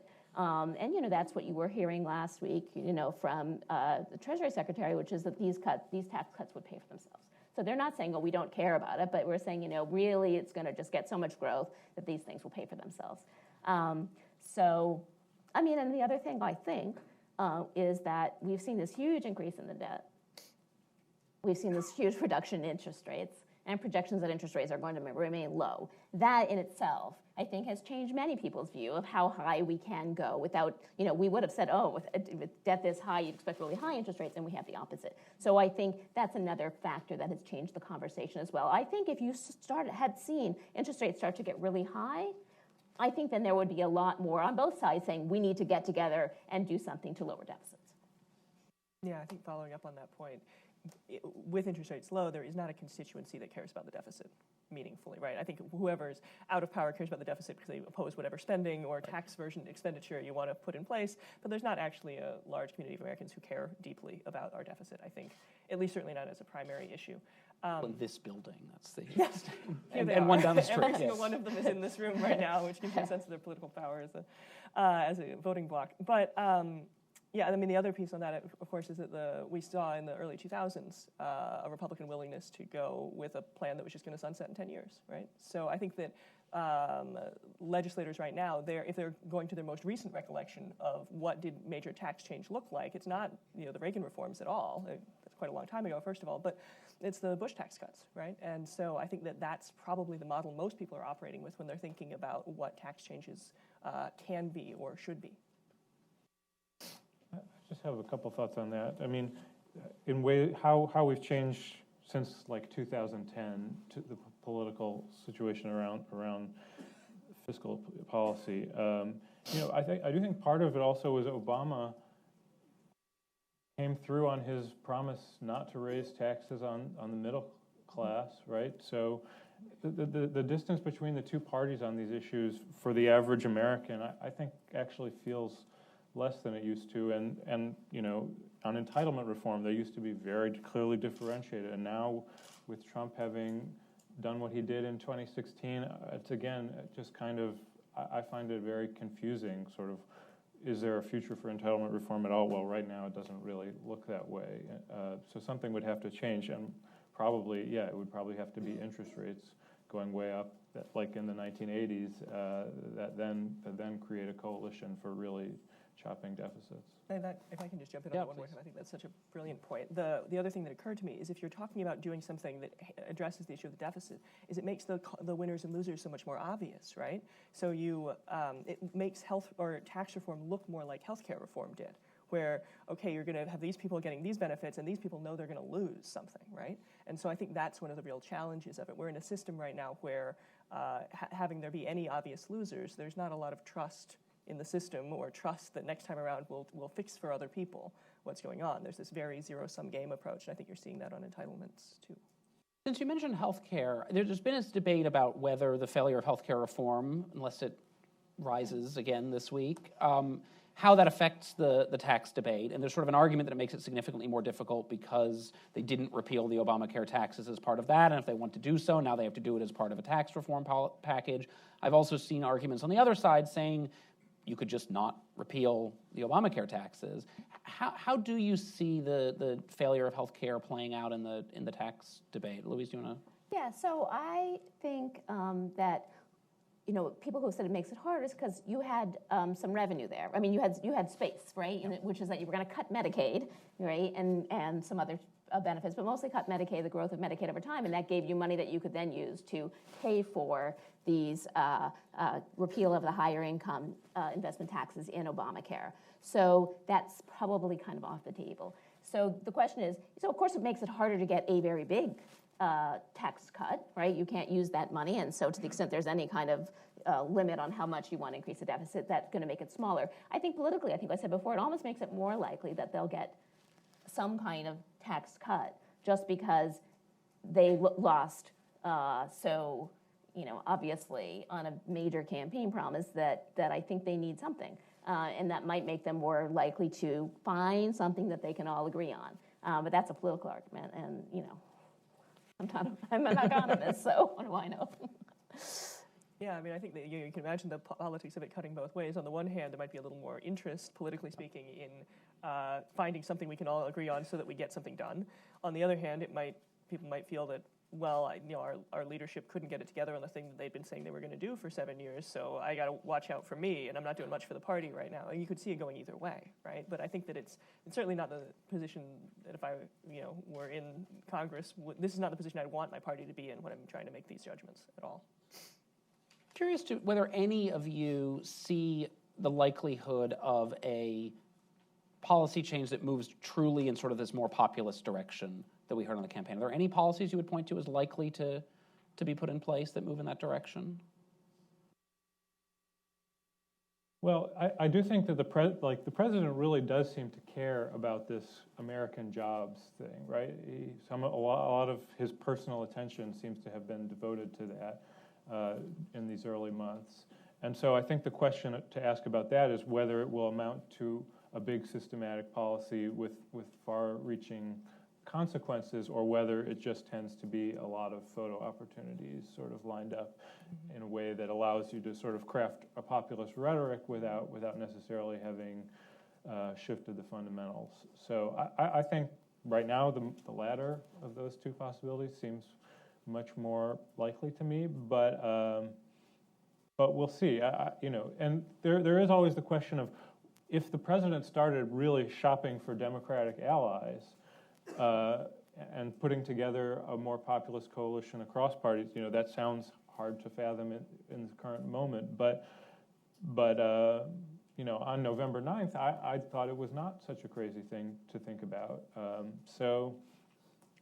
think that possibility remains out there. If he feels like he's just totally spinning his wheels trying to work with an increasingly internally divided Republican coalition, maybe he'll try to sort of go in a completely new direction.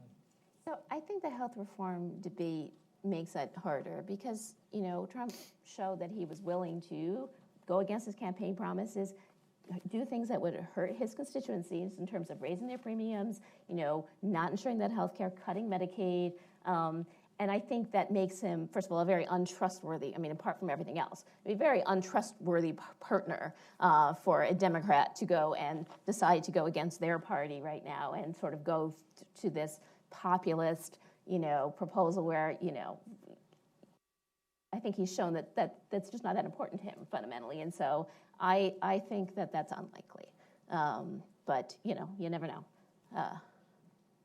Yeah, I think I basically agree. I think there's likely to be things kind of like the carrier deal, where it's got some photo opportunities attached to it. It has a negligible impact, systemically speaking, and it works via a large amount of money going to business owners. I think those are elements of that I'd expect to see again. Vanessa, sorry. I mean, infrastructure is the big one, that is worth tossing out as the one that people were most eagerly expecting. Could sort of do something with big consequences for American jobs, could have a real populist emphasis on it. I mean, I think there were some of us who thought that could be priority number one in reshuffling American politics. Today, it's kind of nowhere to be seen, but we'll keep looking out for it.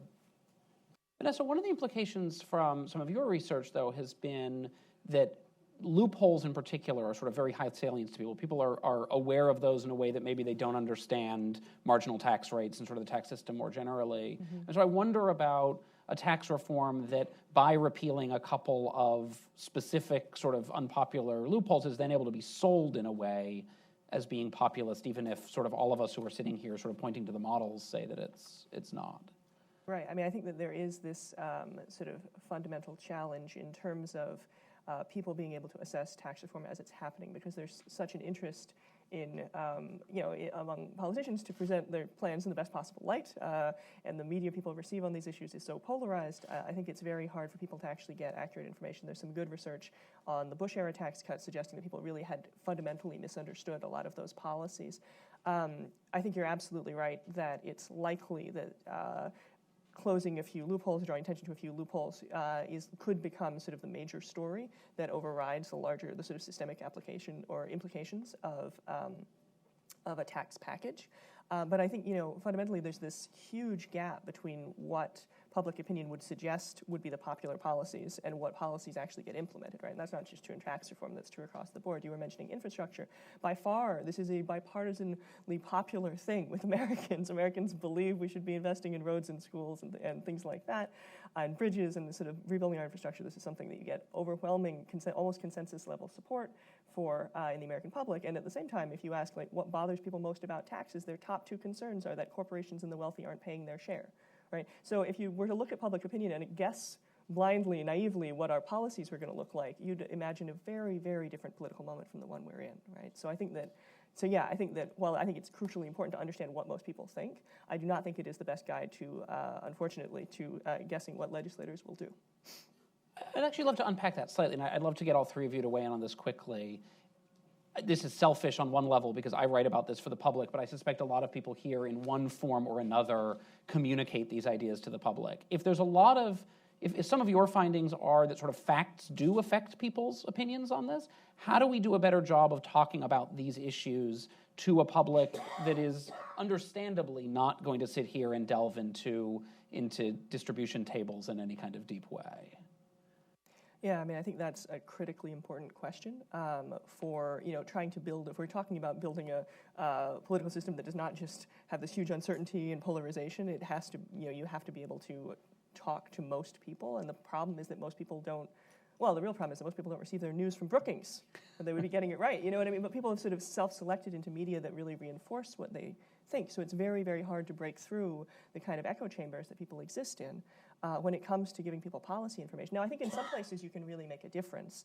One thing that I've found is that talking to people about taxes paid by low-income people, which tend to be forgotten, so things like sales taxes and payroll taxes, which are very expensive for low-income and working people, when people are reminded of those taxes that lower-income people pay, they're much more supportive of government spending on lower-income and working families, right? Because they see those people as chipping in a way that they'd kind of forgotten when we all focus on the top end of the federal income tax, right?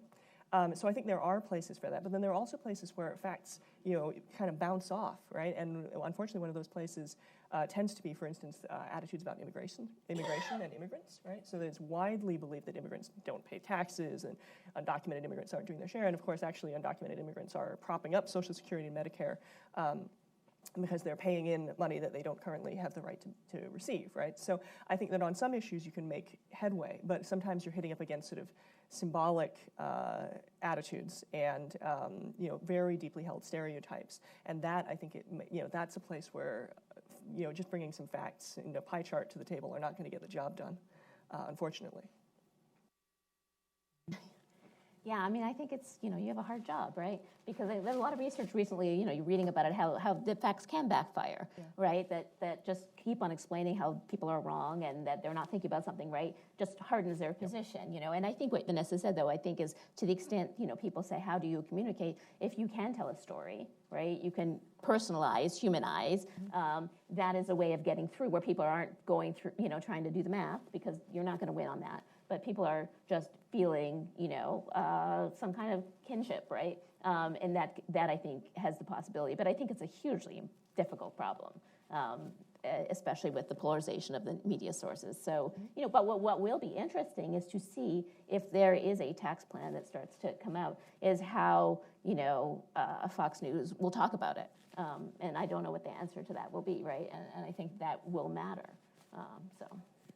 We have some time for questions from the audience. I think there are folks with microphones walking around.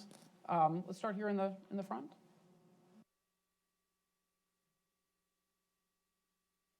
Yes, good morning. Thank you very much. We have a president who, as a candidate, when asked about releasing his tax returns and the prospect that he paid no taxes, was said paying taxes is for losers, and he was proud of it. So although your work, Ms. Williamson, suggested that there's a civic responsibility that Americans have, in fact, our president is the poster child for not feeling that sense of civic responsibility. So even with that, and I'm getting into a question, even though something like 55% of the people say they'd like to see his tax returns, it appears to be mostly like prurient interest, because 95% of the people who voted for him say they will vote for him again, and 15% of the people who voted for Hillary Clinton say they wouldn't vote for her again. So my question is it acceptable that the rich actually don't pay taxes? Because that's actually what he stands for. So don't you all have to flip the coin and accept the fact that people will, in fact, support rich people not paying taxes? Vanessa, let's start with you. I'm interested in one piece of that especially, right, which is this sort of faith in the American tax system if we have a president who was able to game the system to some degree, and also, of course, where we don't have many details on it. He supported it. He won gaming the system. So I think that there are a couple interesting things here. First of all, it's important to recognize that rhetoric from Donald Trump is genuinely quite different from the traditional Republican rhetoric, elite rhetoric about taxes. Yes, certainly it has been the standing position of the Republican Party that taxes should go down and that taxes are sort of bad, and holding an anti-tax position is the position to hold to be a Republican. Yes, that was always different from demonstrating that you'd paid your own taxes. And you can remember, just looking back to Mitt Romney, who made a very big point. He'd always paid 13%, at least 13%. And that was what he said over and over again as he was, his tax returns were coming out or had just come out. Anyway, the point he wanted to make was that he had at least paid this much. And that was what he stood on. So it's actually a really striking change, and sort of demonstrates one of the ways in which Trump's public rhetoric really does differ from the Republican standard position. So I'm interested to see. So the American consensus that paying your taxes is a civic duty is something that has held steady for 40 years. Polls on taxes tend to be done in April, which means that those polls are just coming out now. And I'm very interested to see whether you see a switch on the Republican side. It has traditionally been the case that Republicans are more likely than Democrats to describe taxpaying as a moral obligation. It would be interesting to see whether that changes this year. But the level of public commitment to that has been so very high. I mean, we're talking 80 or 90% agreement, that even if there is a partisan divide, I'd expect it's relatively small. On the sort of politics of it, I had expected that one of the sort of unifying phrases that Democrats would use to simply oppose tax reform from the Republicans' whole stop was this question of whether any tax reform would benefit the Trump administration, right? And I think we've begun to see some of that rhetoric coming out of Schumer's office. So I think that it does actually make for a slightly different set of political dynamics, this particular question. So I see it a bit differently than the questioner's framing does. You know, I see this as sort of part of the cult of the entrepreneur that Donald Trump has promoted about himself, to say that I'm not just a normal person, I'm a dynamic business person of the kind that really makes the economy go. And his position was not that taxes are for losers, but that his own dynamic efforts were so complicated and generated so many things that he was able to legally not pay taxes. He certainly never portrayed himself as a tax evader who had somehow broken the law. But he had of course served his own interests as this dynamic businessman, because he assumes that you, like him, believe that such entrepreneurs really are what make America great and need to be given free rein. So I think, you know, that is something the Republicans have. I think that's been a part of the Republican mindset for a while. I agree with Trump. That's all the focus and sort of normal patriotic duty of regular people to pay taxes doesn't get any recognition at all. But I do see it as something that, you know, and I think the American electorate who put Trump in the White House obviously just accepted his view of himself to some, at least enough to vote him into office. So I think it doesn't necessarily mean that they've totally shifted their views on what's normal conduct for your normal average Joe. Another question here? In the back here? You, sir?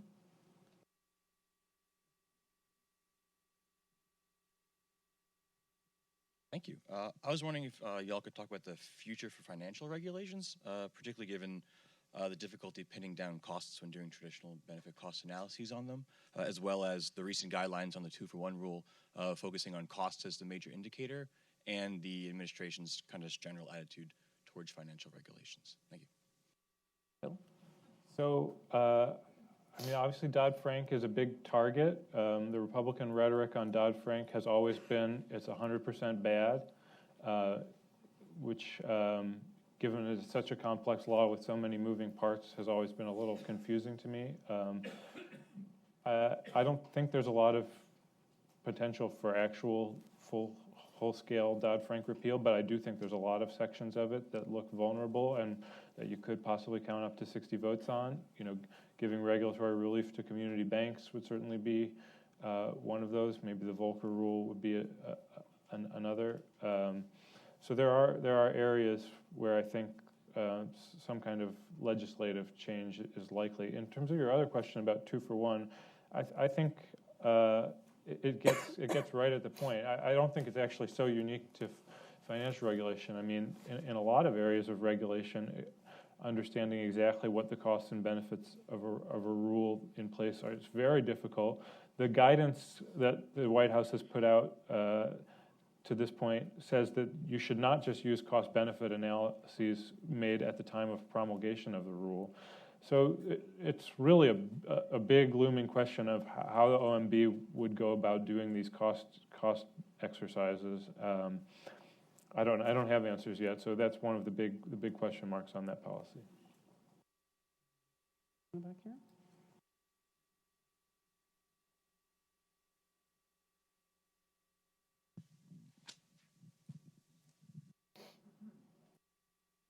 Thank you. I'm Jordan Seltz. I'm a student at Howard University, and my question is exactly about taxation without representation. So there's a campaign that was started, Occupy Wall Street or whatever. In previous administrations, they've had to deal with that same campaign. How is that going to play into this current administration? Please. I don't think that it's likely to be more successful in this administration than in previous. I think previous administrations, I think it's less likely to be something that people care about. DC is a Democratic district, so I don't see much action on that there. Yeah, I think that I think there is a lot of public concern about Wall Street and about the sort of power of the wealthy over our political system. And I think there's more of that now in this current administration. I think we've seen a real striking uptick in sort of popular mobilization on the left. I think the question looking forward is whether that energy gets channeled into, for instance, electoral success or other forms of organizing that have sustainability. And I think that is an open question. I don't think it's at all resolved yet. But I think one of the important, perhaps the most obvious takeaway from the last election is having more people on your side does not mean that you win, right? And when it comes to political mobilization, that's absolutely the case, right? So I think that one of the most interesting things that, as a political scientist, I'm interested in watching over the next 4 years is whether the very widespread and initial response to the Trump administration in terms of popular opposition becomes a sustainable movement that actually results in political power.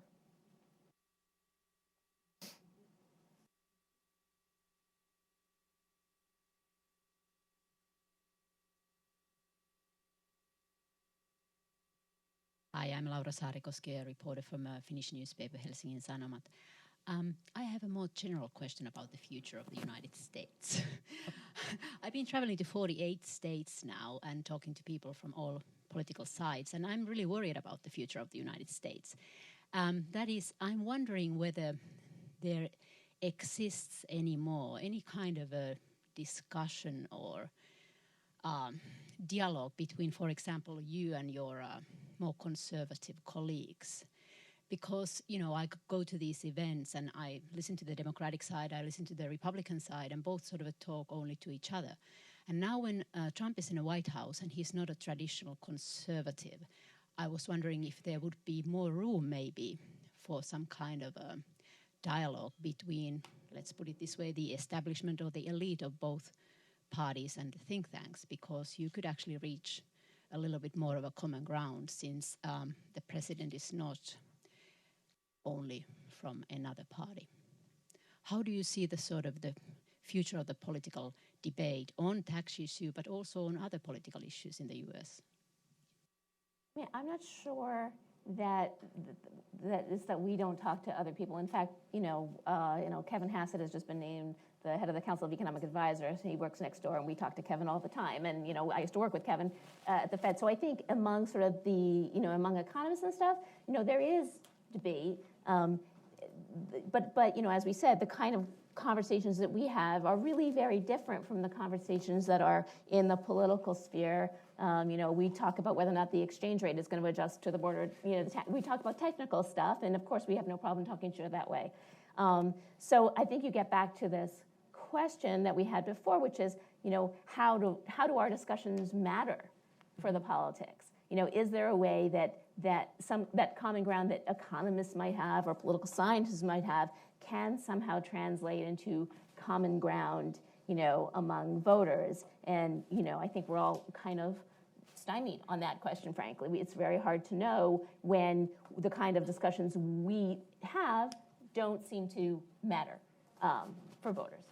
And on that note of certitude and optimism, we will end things. We're out of time. Thank you all so much for being here, and thank you to our panel.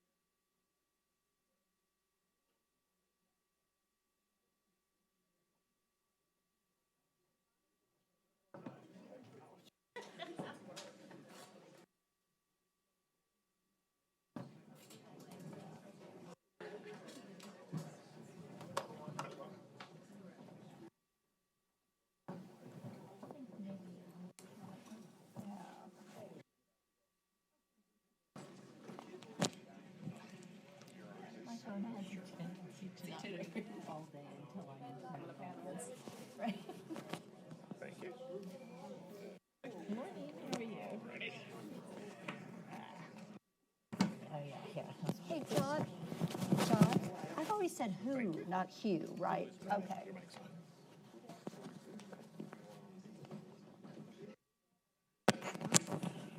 As in, who dat? Who dat? Not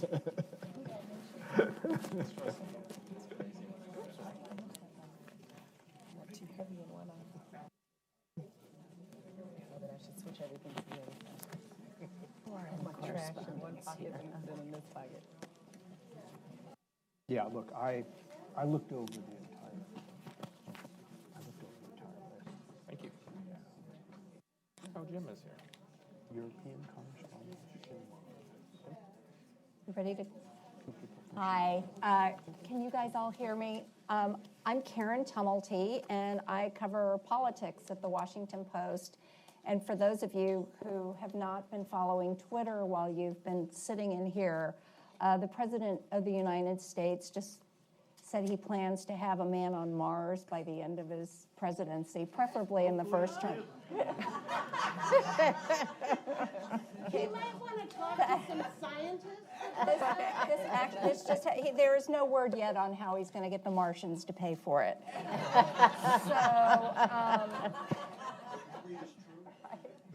Well, it's probably a joke on his part, but he did say that. So anyway, I just want to make sure everybody's up to speed on the news. Anyway, thank you so much for being here. We have a terrific panel here to talk about the question of public management in the first 100 days of this administration and beyond.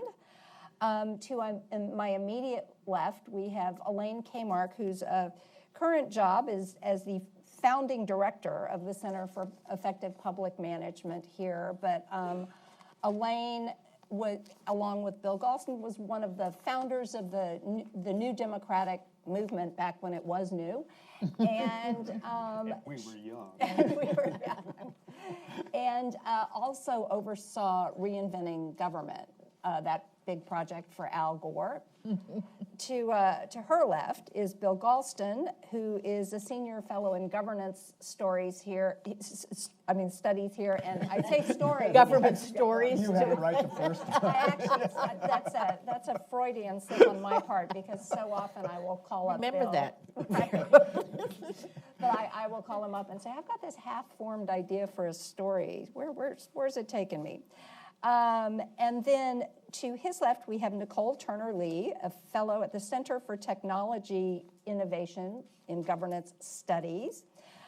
She is also a specialist who has done a lot of research on the question of technology issues and how they affect African Americans and other people of color.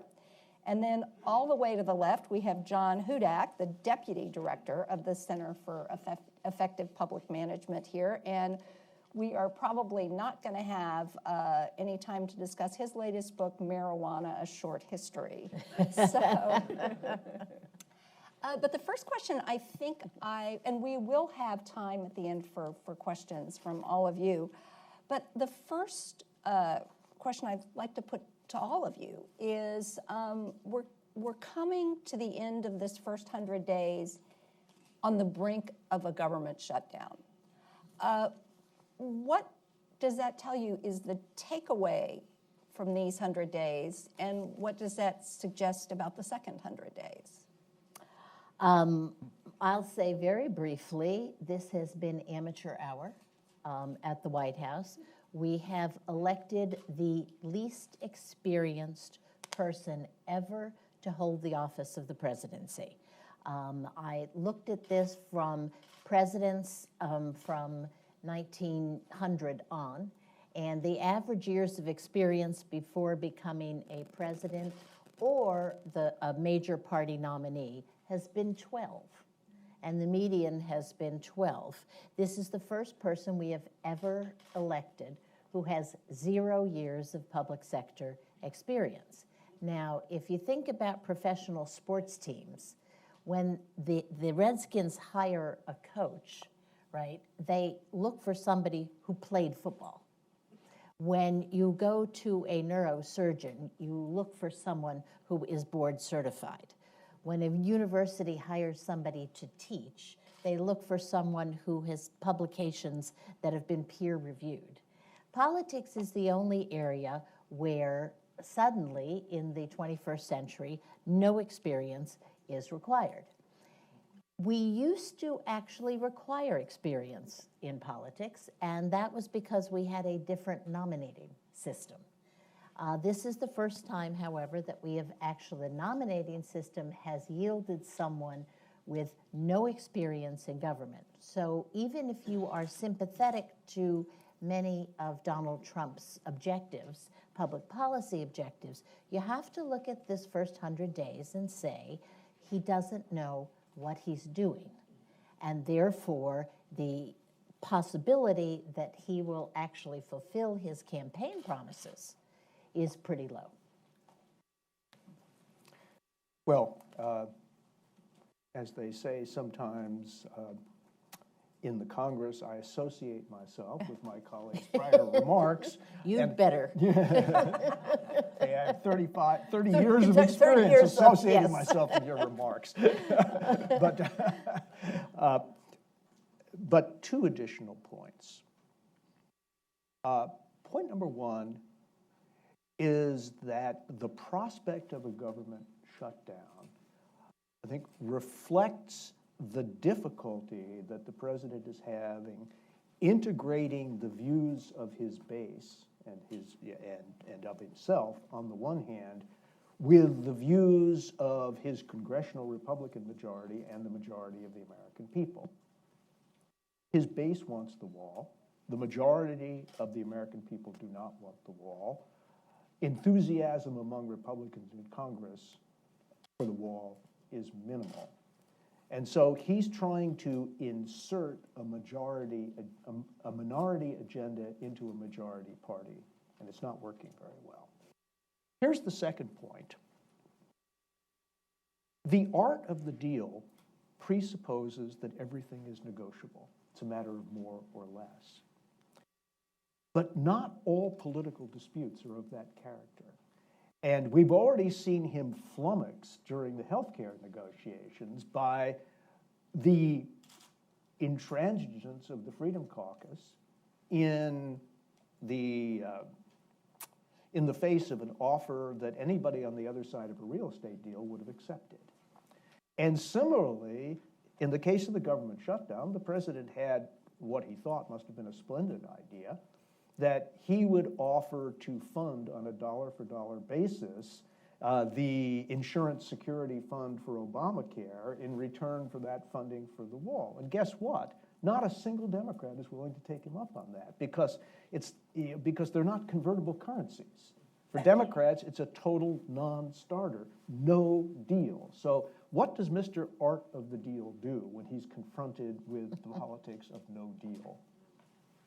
But Nicole, it's also true that he has, and probably uniquely among presidents, has not had a honeymoon, in part because his base is still with him. It looks like there's nothing that can move them off of their support for him, but he doesn't seem to have made any inroads in people who didn't support him. Yeah, that's the interesting thing about him. I mean, I echo my colleagues in terms of their sentiments, so I want to put that on record that I do agree with you without saying it again and again and again, right?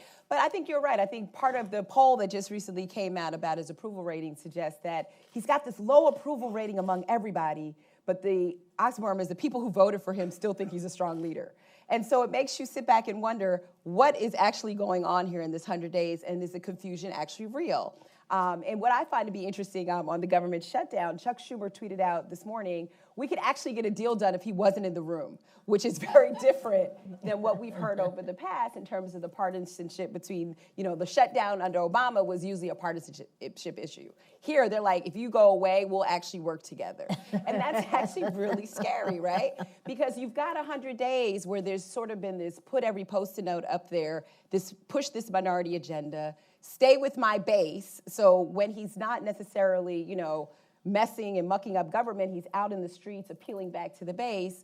But yet at the same time, you feel a majority of people in this country just feel, discredited and alienated from the political process, which I think is interesting because if you look at how most people feel who have been disenfranchised here, the first 100 days indicate the type of chaos and turmoil we will be in civil society if we continue down this pathway. The same token, if you spin it a little differently, I think what the first 100 days has also taught us that people have conviction about what they care about. This is a president, since inauguration, has had a protest happen every week. And so we're beginning to see people who had concerns that were not necessarily played out the ballot box coming to the street post-inauguration during the presidency trying to put their word out. Again, the question becomes, will we be heard? And I think that's where this whole mismanagement of governance, this institutional decline, and this new normalcy is really confusing. Over to you, John. Right. But John, amateur hour, it's not that people, I mean, it turned out that expertise and experience was actually something voters seemed to be running away from. Voters were running away from experience. They had a choice between, as Elaine said, the least experienced candidate to run for president in the 20th or 21st century up against someone with a lot of experience. Whether you liked Hillary Clinton's performance as First Lady, as Senator, as Secretary of State, it was a resume that was quite long. So yeah, obviously voters ran away from that kind of experience. The problem is getting elected and governing are two very different things. And so the least experienced president in American history came to office and surrounded himself by people who lacked experience in federal public management, federal policymaking, federal lawmaking. And so that creates a perfect storm for Mr. Trump. His lack of experience, I would argue, is not a recipe for automatic failure. But when you put yourself in a mix of individuals who don't complement the weaknesses that you have, then you get the situation that you have. Reince Priebus, the chief of staff, is seen as this Washington insider. He came to town 6 years ago. He never ran the Republican Party when it had total control of government. He oversaw a party that had no requirement to govern. This idea that he is this party insider who's the adult in the room is foolish. He lacks experience as much as Jared Kushner does, as much as Ivanka Trump does, as much as a lot of the people in that White House do. The best thing that the president could do is have an apprentice episode in the White House and just start firing people and bringing in those insiders that don't have to be in front of cameras every day, who don't need to be the public image that those voters who despise that kind of insiderness, what he needs is to bring those people in, get things done behind the scenes, shake him when he needs to be shaken, and tell him no when he needs to be told no, and then let the function of government continue. Until he does that, this is going to be a repeat cycle for him. But, okay, so you guys have been around for the first 100 days of an administration, and you know, I think that nobody thought Bill Clinton's first 100 days were such a great example of success either. And it, you know, it set the pace for a really disastrous midterm election. Ultimately, though, I think people think Bill Clinton did learn. Could you talk a little bit about the learning curve and whether you're seeing any sign that there is such a thing going on now? That's really a good question, and I've been amused to watch you guys in the press go through several iterations of trying to explain Donald Trump, right? And to your credit, you've given him the benefit of a doubt, right? You've said, oh, well, these tweets, at first everybody was saying, the tweets are designed, they're really part of a strategy to draw attention away from X that's going wrong. And isn't that smart, right? And that was sort of explanation number one. And then people kind of dropped it. Because what Donald Trump, and I want to say this, presidents get the staffs that they want, right? And they tend to find staff members that don't contradict them, that reinforce them. And Donald Trump is really not a person who learns, okay? He's got severe narcissistic qualities. There is no indication that he's interested in learning. Everything we know about him is that his news source is cable television, and you've been on it, and I've been on it, we've all been on it, so we like cable television, but come on, it isn't exactly a briefing book. There isn't much indication that he can learn or wants to learn.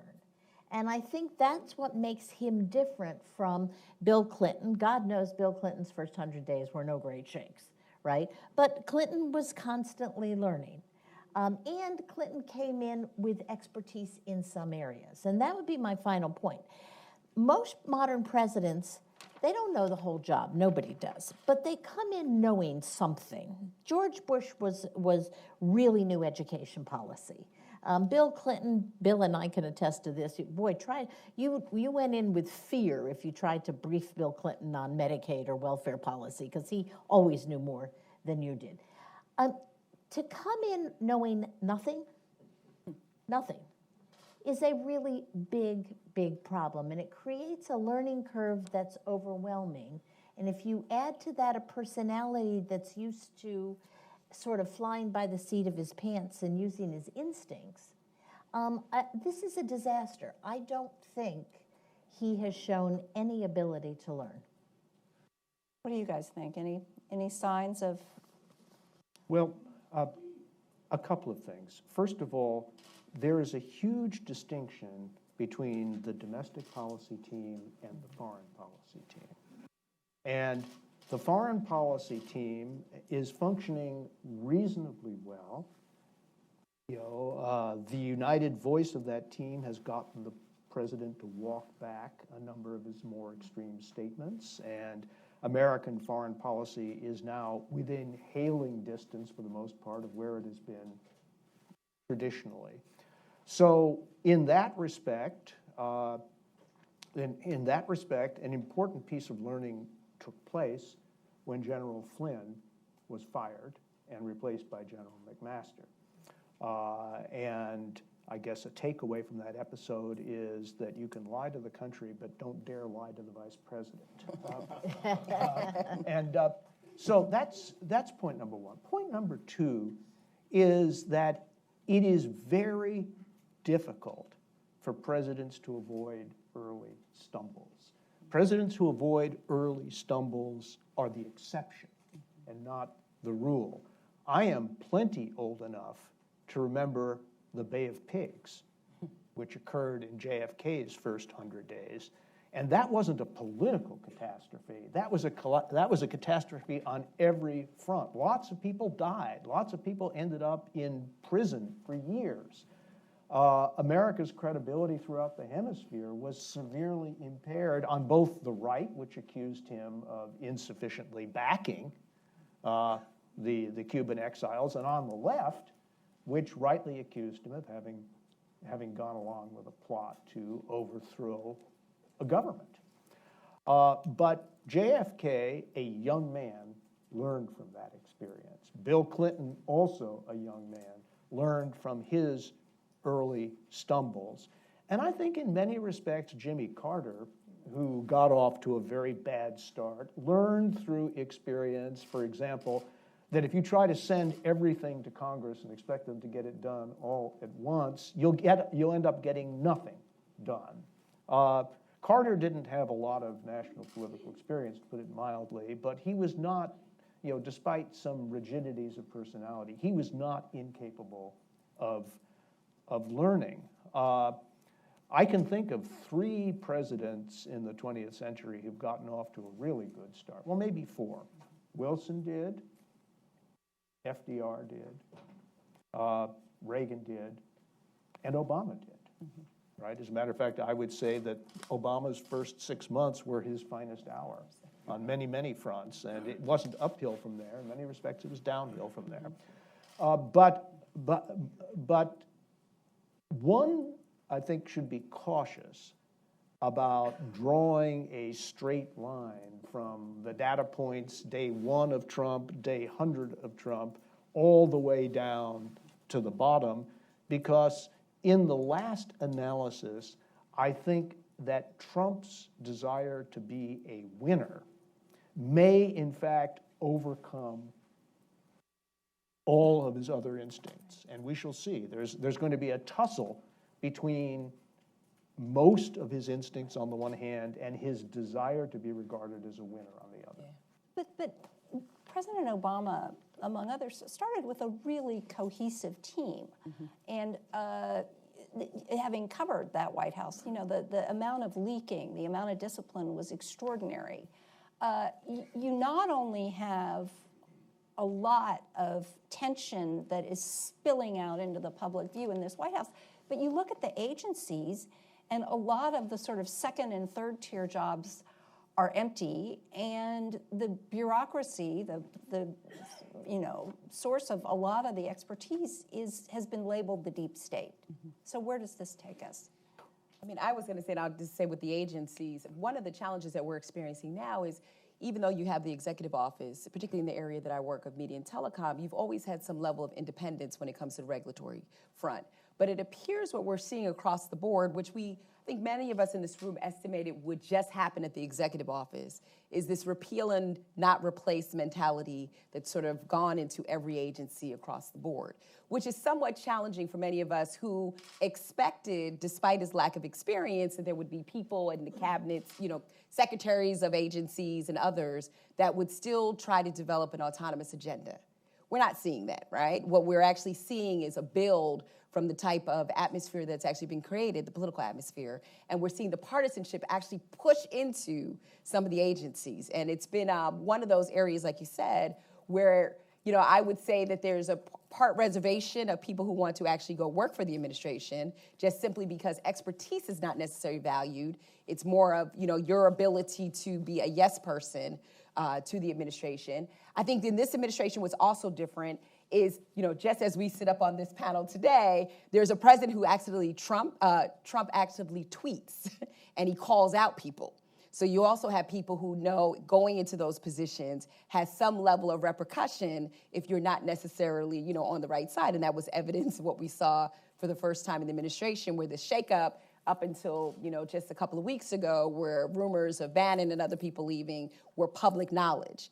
I don't remember Obama, you know, us ever actually thinking like that. I mean, the Obama administration, like you said, the discipline in terms of communication, the discipline in terms of filling those positions, the discipline in bringing experts, you know, from academia, industry, civil society together to think through who those positions are, the discipline of educating. You know, there were points when President Obama came into office and said, I don't know some of this stuff. Let me bring in some of the smartest people who do. And as we look at his administration over 8 years, there was turnover, but not like this. You know, there weren't stories in the press about problems that were almost like National Enquirer stories, right?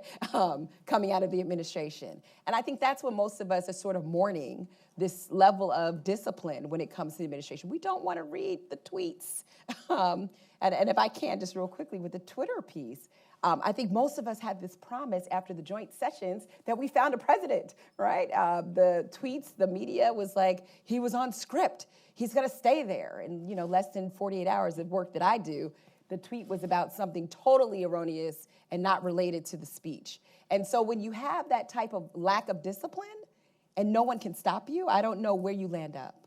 Well, Karen, I think your question touches on the biggest issue in terms of the president not learning from what is going on or learning from history. The president has come to office, and a lot of people argue that he is looking to dismantle 8 years of the Obama legacy. It's actually not right. He's looking to dismantle about a half a century of public policy in the United States. There is not much that the Bush administration did that the Trump base is going to be very pleased about. There's not much that Clinton did that the Trump base is going to be pleased about. The promises that he has made during the campaign trail represent such a seismic shift in American public policy that the only way to get it done is to have a remarkable legislative team in the White House, which he clearly lacks, and at least by output he lacks, and B, to staff up the agencies as quickly and as powerfully as possible. The number of vacancies across government is malpractice. Not malpractice generally, malpractice to his own supporters. Right. He is not positioning the executive branch of government to do anything to meet the challenges that lay before him. And his supporters should be furious with this. I think the president came to office, that lack of experience and the lack of experience around him created a situation in which he didn't fully understand the size of the appointed executive branch and the power of the appointees and how critical they are, not just to doing work within agencies, but getting a president from point A to point B. And his inability to do that is not showing yet because bureaucracy is slow. But a year from now, 2 years from now, when he looks out at regulatory reform that is stumbling, looking at base public policy, whether it's with immigration, whether it's with defense, whether it's in the State Department, he is going to ask himself, why haven't we done better? Likely he'll ask, why haven't you done better to Rex Tillerson or Jim Mattis or whomever? And the answer is going to rest with the president, that he has not filled the vast majority of appointments. Now, granted, a president gets to make about 4,000 appointments. We can't expect all 4,000 to be filled in the first 100 days. But when you have cabinet members without deputies, when you have entire slates of undersecretaries and DepSecs who are vacant, when you have a State Department that doesn't have a spokesperson, that is unacceptable. That is behavior that is not only inexperienced, but someone who is clearly not listening to the cabinet secretaries, to outside advisors, to the vice president, who has to understand from his own experience, both as a governor and as a member of Congress, the importance of these people being put into place. That is what is going to hold up the president's agenda. As I said, that and not having a legislative team in place that, frankly, has to work with a Speaker of the House who is wildly ineffective and overrated at what he is put to task to do. And Tell us what you really think, John. In the absence of a failed speakership, presidential leadership has to fill that void. Right now, we have a failed speaker and a failed president, and the Republican Party should be smashing their heads against the wall every day, asking themselves how they've gotten themselves into this place and how the hell you get out of it. Well, and that goes back to Bill's point, right? The real question here is, will something right the ship? Okay? I mean, I think this is what you put out there. Will there be a moment, whether it's the midterm elections or something else, where Donald Trump says, whoa, this is not working. Mm-hmm. I need to change what I've been doing. And, you know, my gut says there's a personality problem to doing that. Bill points out that there's the opposite personnel. I mean, he is a winner. He loves winning. Maybe that will have him sort of wake up and say, oh, yeah, I got to change what I'm doing. That's the great unknown here, right? But wait a minute. He declares everything a victory, right, whether it's a victory or not. That's the most effective. You know, the question is whether, when he declares victory, the American people will believe him. And over time, I think presidential declarations of great leaps forward will tend to be devalued more and more if they don't correspond to the experience on the ground at the grassroots level. I mean, there's a great scene in a Marx Brothers picture where this is the kind of Marxism I instinctively gravitate towards, where, you know, sorry, Chinois, where, you know, Chico's caught in bed with another guy's wife, and Chico pulls up the sheet, denies it. The guy gets angrier and angrier, and he finally says, "How can you deny it? I'm looking right at you." To which Chico responds famously, "Well, who are you going to believe, me or your own eyes?" Now, at some point, that gets to be the question for a presidency if the president's understanding of what's going on becomes radically disconnected from what's actually going on. But can I say there, I believe in this administration that there are people who feel that he's been effective for them. I mean, the movement towards less regulation has actually satiated the desires and needs of people that did not necessarily vote for him, but that are riding that ship that they believe has actually begun to go the right way, even though it's at the detriment of the people. And so I think, you know, part of the challenge that we have is we're seeing a society where different portions of the population are getting what they need. The challenge is there's a huge proportion of people who are sort of the innocent bystanders of whatever's going to happen in his policies about climate change. You know, all of that is just going to be us coming back to visit that. But I've been in many conversations where there are people who are completely happy with the way things are going because of the fact that the marketplace But if is they're gonna so be happy, shifting. why is the share of the American people who think he's doing a good job substantially lower than the already small minority of the American people who voted for him? In other words, he's not expanding from his base, he's shrinking his base. He's shrinking his base. I agree with Bill that the long-term prospects of this "we won on everything" has a real detriment to the office of the presidency. It certainly does. I think in the short term, though, one of the most effective things this president has done in 100 days is selling executive action to a group of people who are eating it up. Now, I take your point, Bill, that his numbers are tanking, mostly with independents right now. But the people who he feels he needs to speak to, his base, believe everything that he says, or almost everything that he says. And that short-termism for the president will become a medium-term and longer-term problem when, like you said, eventually the bottom falls out. This is a minority president. This is someone who was elected with about 45% of the vote in a 60% turnout election. He has convinced himself, and I honestly believe that he thinks this, that he did win by the largest margin in the 20th century, that he has tremendous support, that there were 5 million illegals who voted for Clinton. Well, he tweeted yesterday that the polls show that he once again would win the popular vote. Yeah, I think he truly Right, believes from that this. I don't poll. think this is showmanship. I know that. Well, and by the way, your own publication, provided some evidence for that proposition.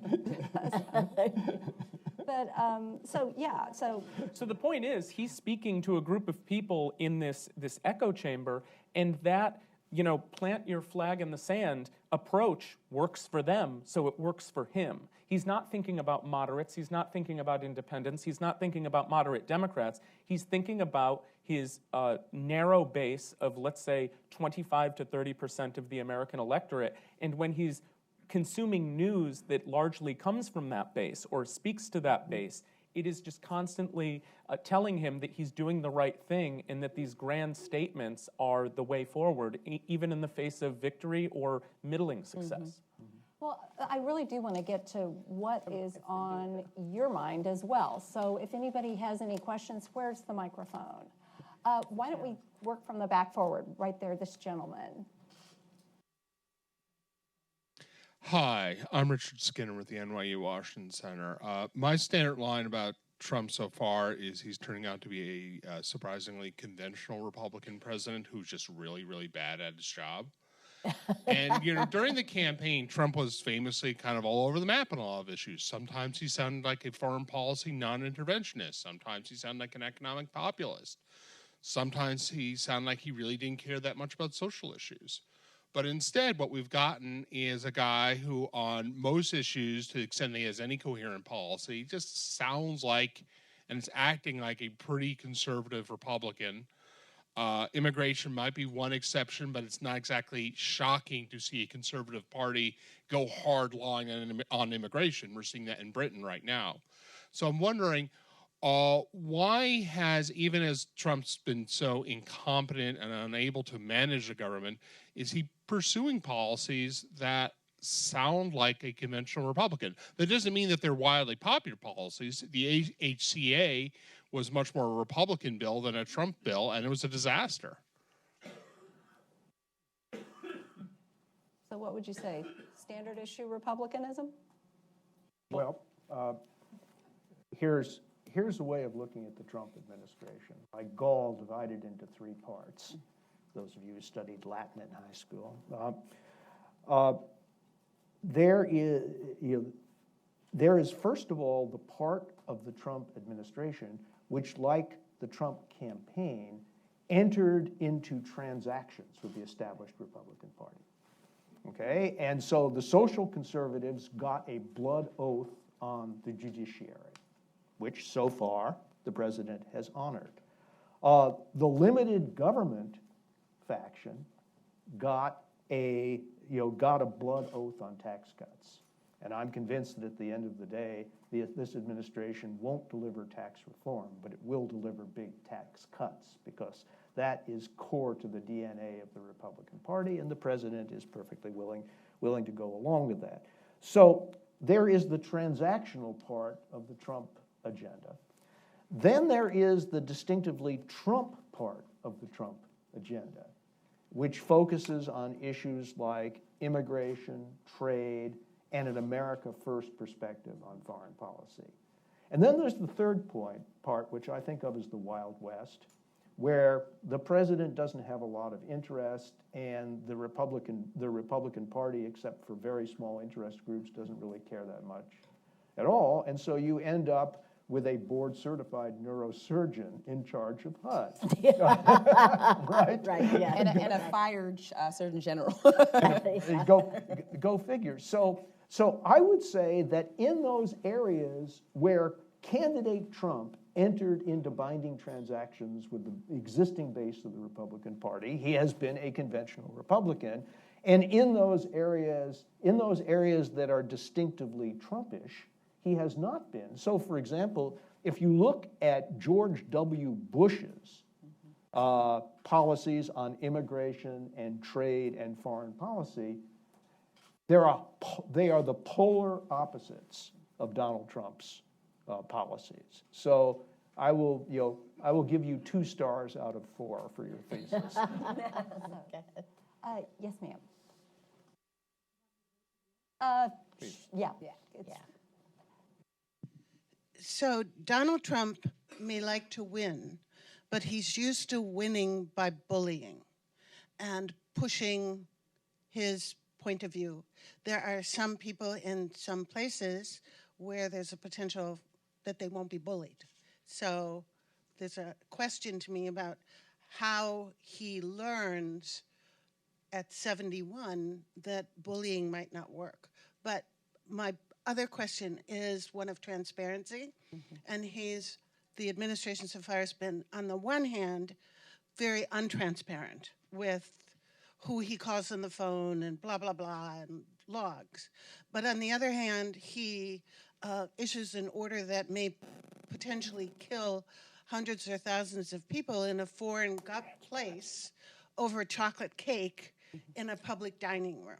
But a really beautiful chocolate cake. Yes. Right? No, Big, beautiful chocolate but cake. my point is, one, to comment on the impact that his real style in deal making has been bullying and how that plays out. And the other is the transparency with sort of these odd boundaries where he'll do certain things in public that would have gotten Obama or a potential Clinton impeached. So those are the two. Let me take the first point. And I think, in presidential politics, there's actually a space for bullying. I think a president who doesn't do that is a weak president. I think there would probably be a lot of Democrats in Congress who would argue that if President Obama was a little more of a bully, it probably would have helped him out a little bit. But then there is obviously an extreme. And I don't know if the president is going to see the limitations of that type of behavior. In many ways, he took a very hands-off approach to healthcare and let the House screw it up for him. And so on the CR, he has reinserted himself on the continuing resolution just over the past weekend, and has blown up what was an agreement that was really taking shape. And by all accounts, he's bullying about the wall, and he's bullying about defense spending and a deal with healthcare subsidies. That is not going to work for him, period. He is not going to get all 3 of those. My guess is he's not going to get any of those in maybe additional defense spending. But I think for the president, each time that he tries this aggressive insertion of himself, oftentimes at the wrong time in the process, he's going to come up short. And either he is going to, as we said before, learn from that and start to change his behaviors, or it is going to just be this continuous cycle of over-bullying instead of proper bullying, I guess you would call it. Yeah, but if I can say, I mean, I agree with that, right? There's a certain political cadence that comes with asserting your point. I think what you're talking about, the type of bullying that we're seeing is a bullying that has larger repercussions for women, for people of color, for, there's this bullying that comes when a president, even if you go back over Presidents George Bush and others, there was somewhat of a style that they had. If this is not an issue that they could deal with, somebody else in the cabinet dealt with it. In his case, the bullying has become a dismissal of other people. And I think that's what rubs a lot of folks the wrong way. But I was going to say on the transparency piece just real quickly, I mean, it was very shocking when the president decided not to publish the visitor logs. That was something that for people who study OpenGov and the transparency movement that has occurred, it was another way of limiting the contact and concealing from the American public what is actually going on. And so here you have a president that has, thanks to our great team at governance studies, a lot of conflicts of interest. There's a lot of people that are in the White House, a president who spends the least amount of time in this public place that actually is found on the golf course, wink, wink, conducting a lot of business, and then turns around and says, I'm not going to publish the visitor logs. And that should make many people concerned that that level of transparency in government is just not there. It's a new normal that has informal norms that in turn have repercussions. I'm pointing to my colleagues down the line when we begin to investigate further what that looks like. The fact that the president didn't want to release his tax returns speaks to the type of transparency we were walking into. And so I think that's your question is really well said, because for people, researchers that want to look at government or study government or understand what's actually happening in institutions, it's very hard to do that when you cannot get information or simple things are concealed. Although Barack Obama was the first president to sort of publish the logs as a matter of course. I mean, Bill Clinton published them only after he got in trouble on campaign finance issues in '96. So no president really likes transparency. No. But let me just talk a little bit to your question. I think it goes back to his lack of depth. He has this idea that negotiation is somehow an innate skill, right, that people have. Now, I would not presume to negotiate a real estate deal. I don't know enough about real estate. I would never presume to negotiate that. I think when you see him bullying, it's because he's using that in place of the fact that he has no depth and therefore no ability to negotiate. So he has replaced actual negotiation with bullying. We saw this with the healthcare deal. He didn't know what he was talking about, all right? He really didn't know what he was doing substantively. And my guess is that he's going to think he knows something about tax policy because he's paid taxes and he knows real estate taxes.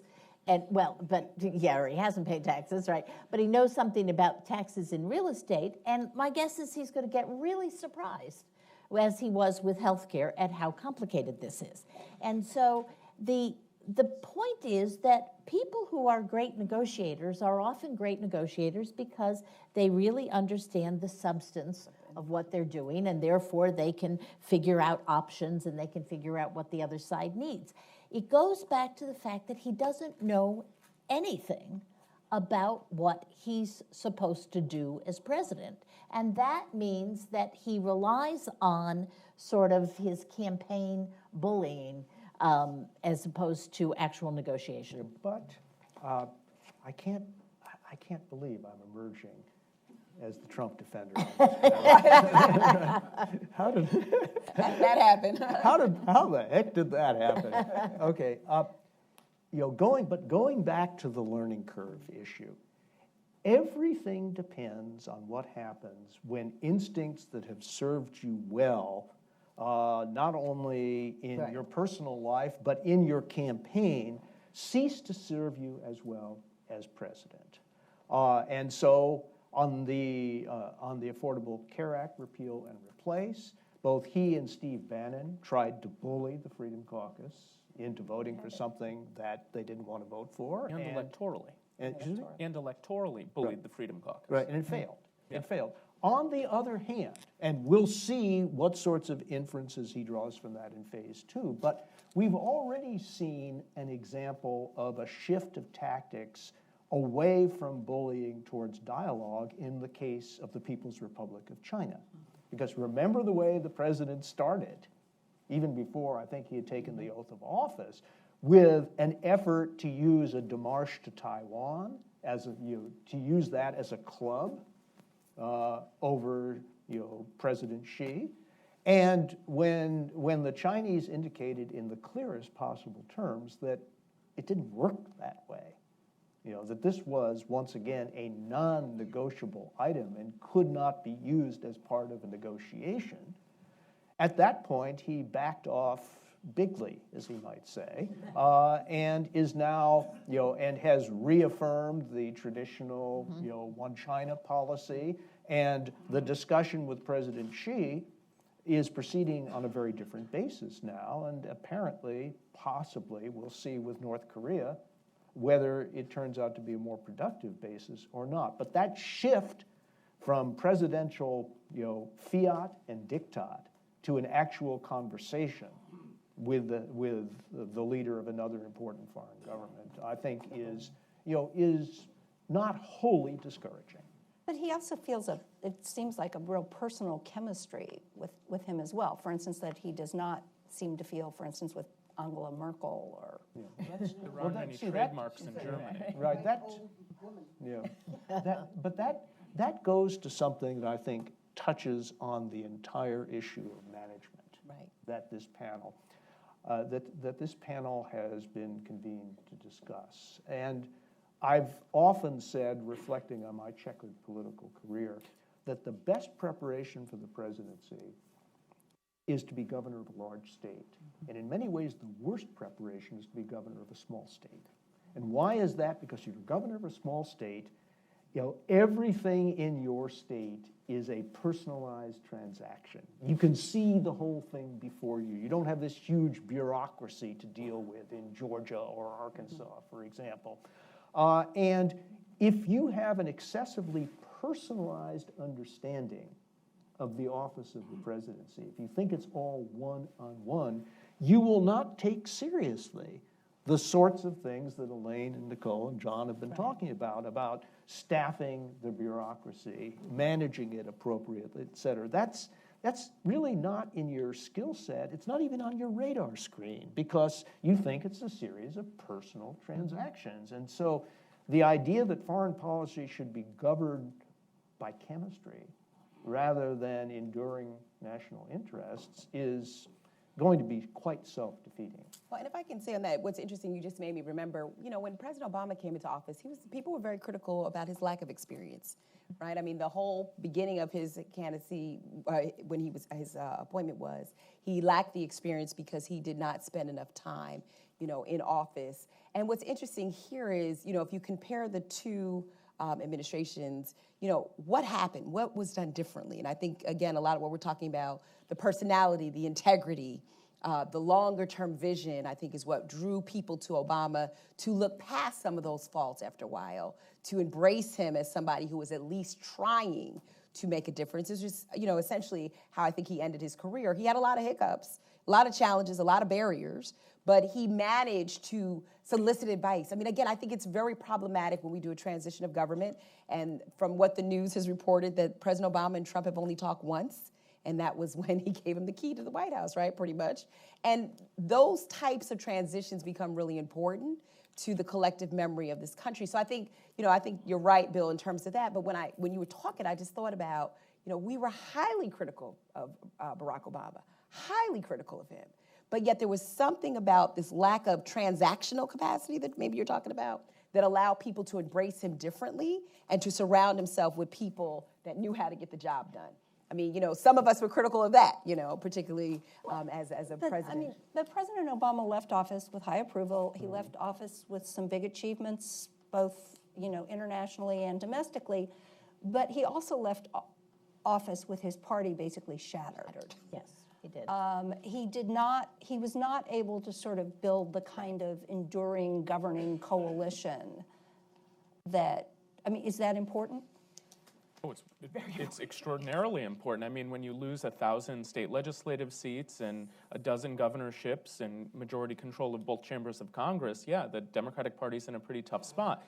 What the president should do is look at President Obama's electoral legacy down ticket and learn from that. And what he's doing is a steroid-ridden version of what Obama did in terms of destroying the down-ticket Republican Party. I think the special election in Kansas, the special election, the first round in Georgia, really showed how much a Republican Party can fall. And even though the Democrat came up short in Kansas, he shouldn't have come anywhere near that, and you have a Democrat in a pretty decent position in Georgia 6th. That is a problem that Trump needs to address. I mean, there's a lot of jobs that the president has to do. One of them is leader of the party. Right. Barack Obama failed miserably at that over 8 years. Donald Trump is positioning himself to fail miserably at that as well. And again, when your White House chief of staff is the former head of the Republican National Committee, this should be easy to be at the top of your agenda, and it's nowhere near the president's agenda. I think we have time for one more question. So, sir, you've been so patient. Larry Checo Communications. This is very interesting. I'd like to throw a little bit of a monkey wrench into this. We talked a lot about experience, and I think that experience has failed the ordinary person in this country. I mean, we've had 16 years of Democrats, and if we go back as far as Ronald Reagan, we have 20 years of Republicans, and these people have not gotten better. I don't think we are looking at politics right now. I think we're looking at simple physics. You squeeze a balloon too hard, too long at one end, and it pops at the other. And that's what we're seeing in this country. That's the reason Donald Trump got here. People would have voted for Donald Duck versus an establishment politician because the establishment has failed them. So I guess my question, and we're seeing this in Europe too right now, I guess my question is, what's it going to take for Washington to rehabilitate itself and really focus on the real objective, and that's the people of this country. Not fundraising for their own parties, not doing all the cocktail stuff. It's the people who need the attention. And this city, I dare say, will fail until they refocus themselves, both parties. Thank you. Good point. Make Washington great again? So what I'll say is your point is well taken that both parties need to do quite a bit to rehabilitate themselves, to connect better with not just middle America, not just blue-collar America, but all corners of this country. I think part of that is a refocus of the parties on what they can do better to provide for the citizenry. I think part of it, too, is selling the realities of public policy. There are a lot of Americans who have been failed by the establishment, and there are a lot of Americans who have been made damn better off by the establishment, and they refuse to, not a small slice, they refuse to accept it. The number of people in Kentucky who are going to lose their health care if the Affordable Care Act is repealed is significant. And I bet you a lot of those people voted for Donald Trump. They are much better off in terms of their health care now than they were 7 years ago, and a lot of them fail to admit it. That's not a defense of the establishment. It's a defense of policy realities that I think both the establishment in Washington and the average American needs to reset themselves very seriously, because neither of them have it completely right. It's not all the establishment's fault, and it's not all roses across America. And I think part of that has to be an open and honest conversation, starting in the White House and trickling through every single office of a member of Congress and a senator, to begin to have a dialogue with their constituents, to hear from them what is going wrong and what is actually going right, and for those elected officials also to have that honest conversation about what is good. When you have both parties politicizing every issue, at every opportunity to defeat the other guy, that's how this skewed, misguided perception of what public policy in America does. That's how it happens. And so, again, the establishment has failed a lot of Americans, and the conversation about what policy is doing has also failed Americans, deluding them into thinking that all government is bad. All government isn't bad. Without it, we're just as failed as people believe we are with it. Right. I mean, I was going to say, when I reflect as a sociologist on how we got here, right, I used to tell people the Bernie Sanders conversation at the dinner table was the same conversation as the Trump conversation at the dinner table. It's just that one won out, right? Because you had a party that focused more on the personality, and then you had a person who focused on the issues, right? And we can go into a lot of great length, and I know my colleague here has talked about it in terms of the campaign, and a new book has come out, all that other stuff. The bottom line, I think, and I'm looking at Daryl, mega change has come, right? We're seeing this spiral effect that's not only here, but internationally. And I agree with John. I think part of it is this distrust of party politics. The other part of it is this distrust of the establishment, quote unquote, Washington. But I also think it's a distrust of who we are as a people. right? What is it that we desire? The transfer of wealth to our kids, the ability to have health care, the degradation of our own net assets, of things that we never thought that we would actually not be able to transfer over. All of that has factored in.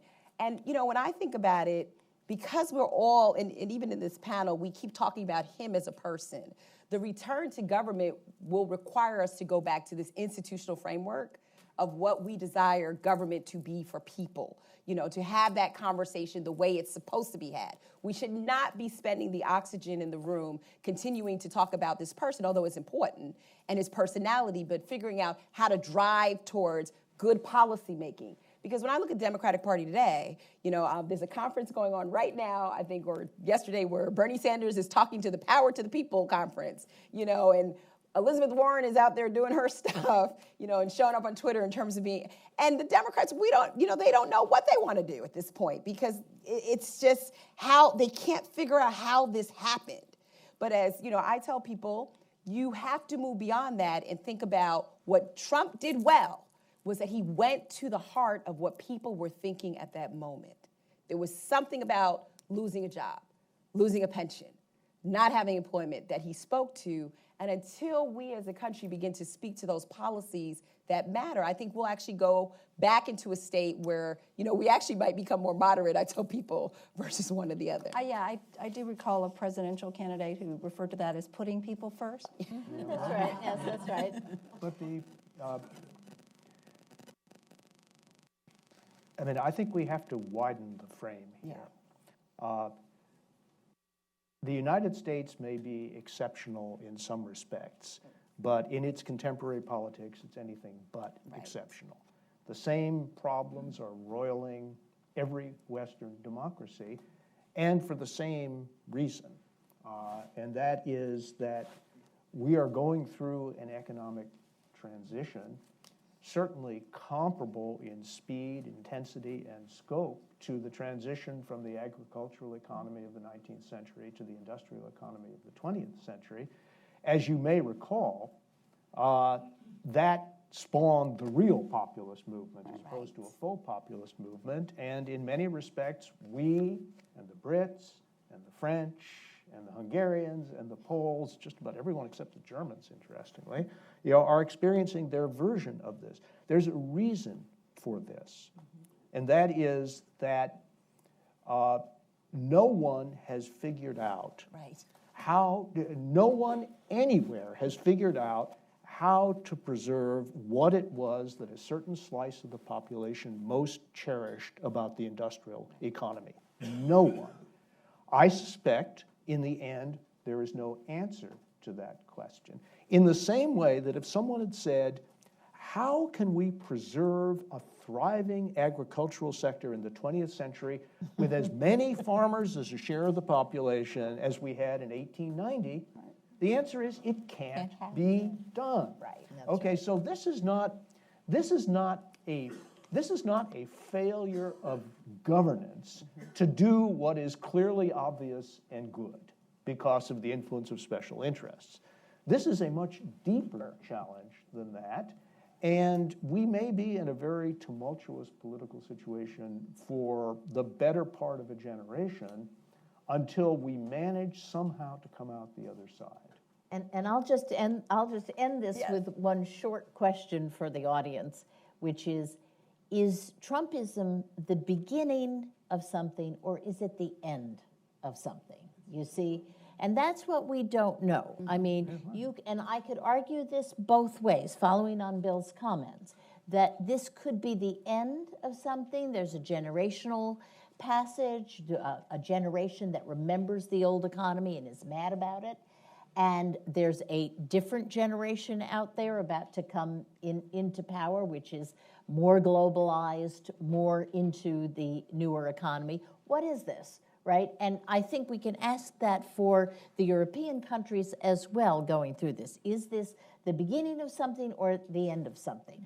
I frankly will say I don't know the answer to that, but I think it's the beginning of the end. Oh, Bill, that's a total cop-out. Thank you all very much. I really do. The beginning of the end.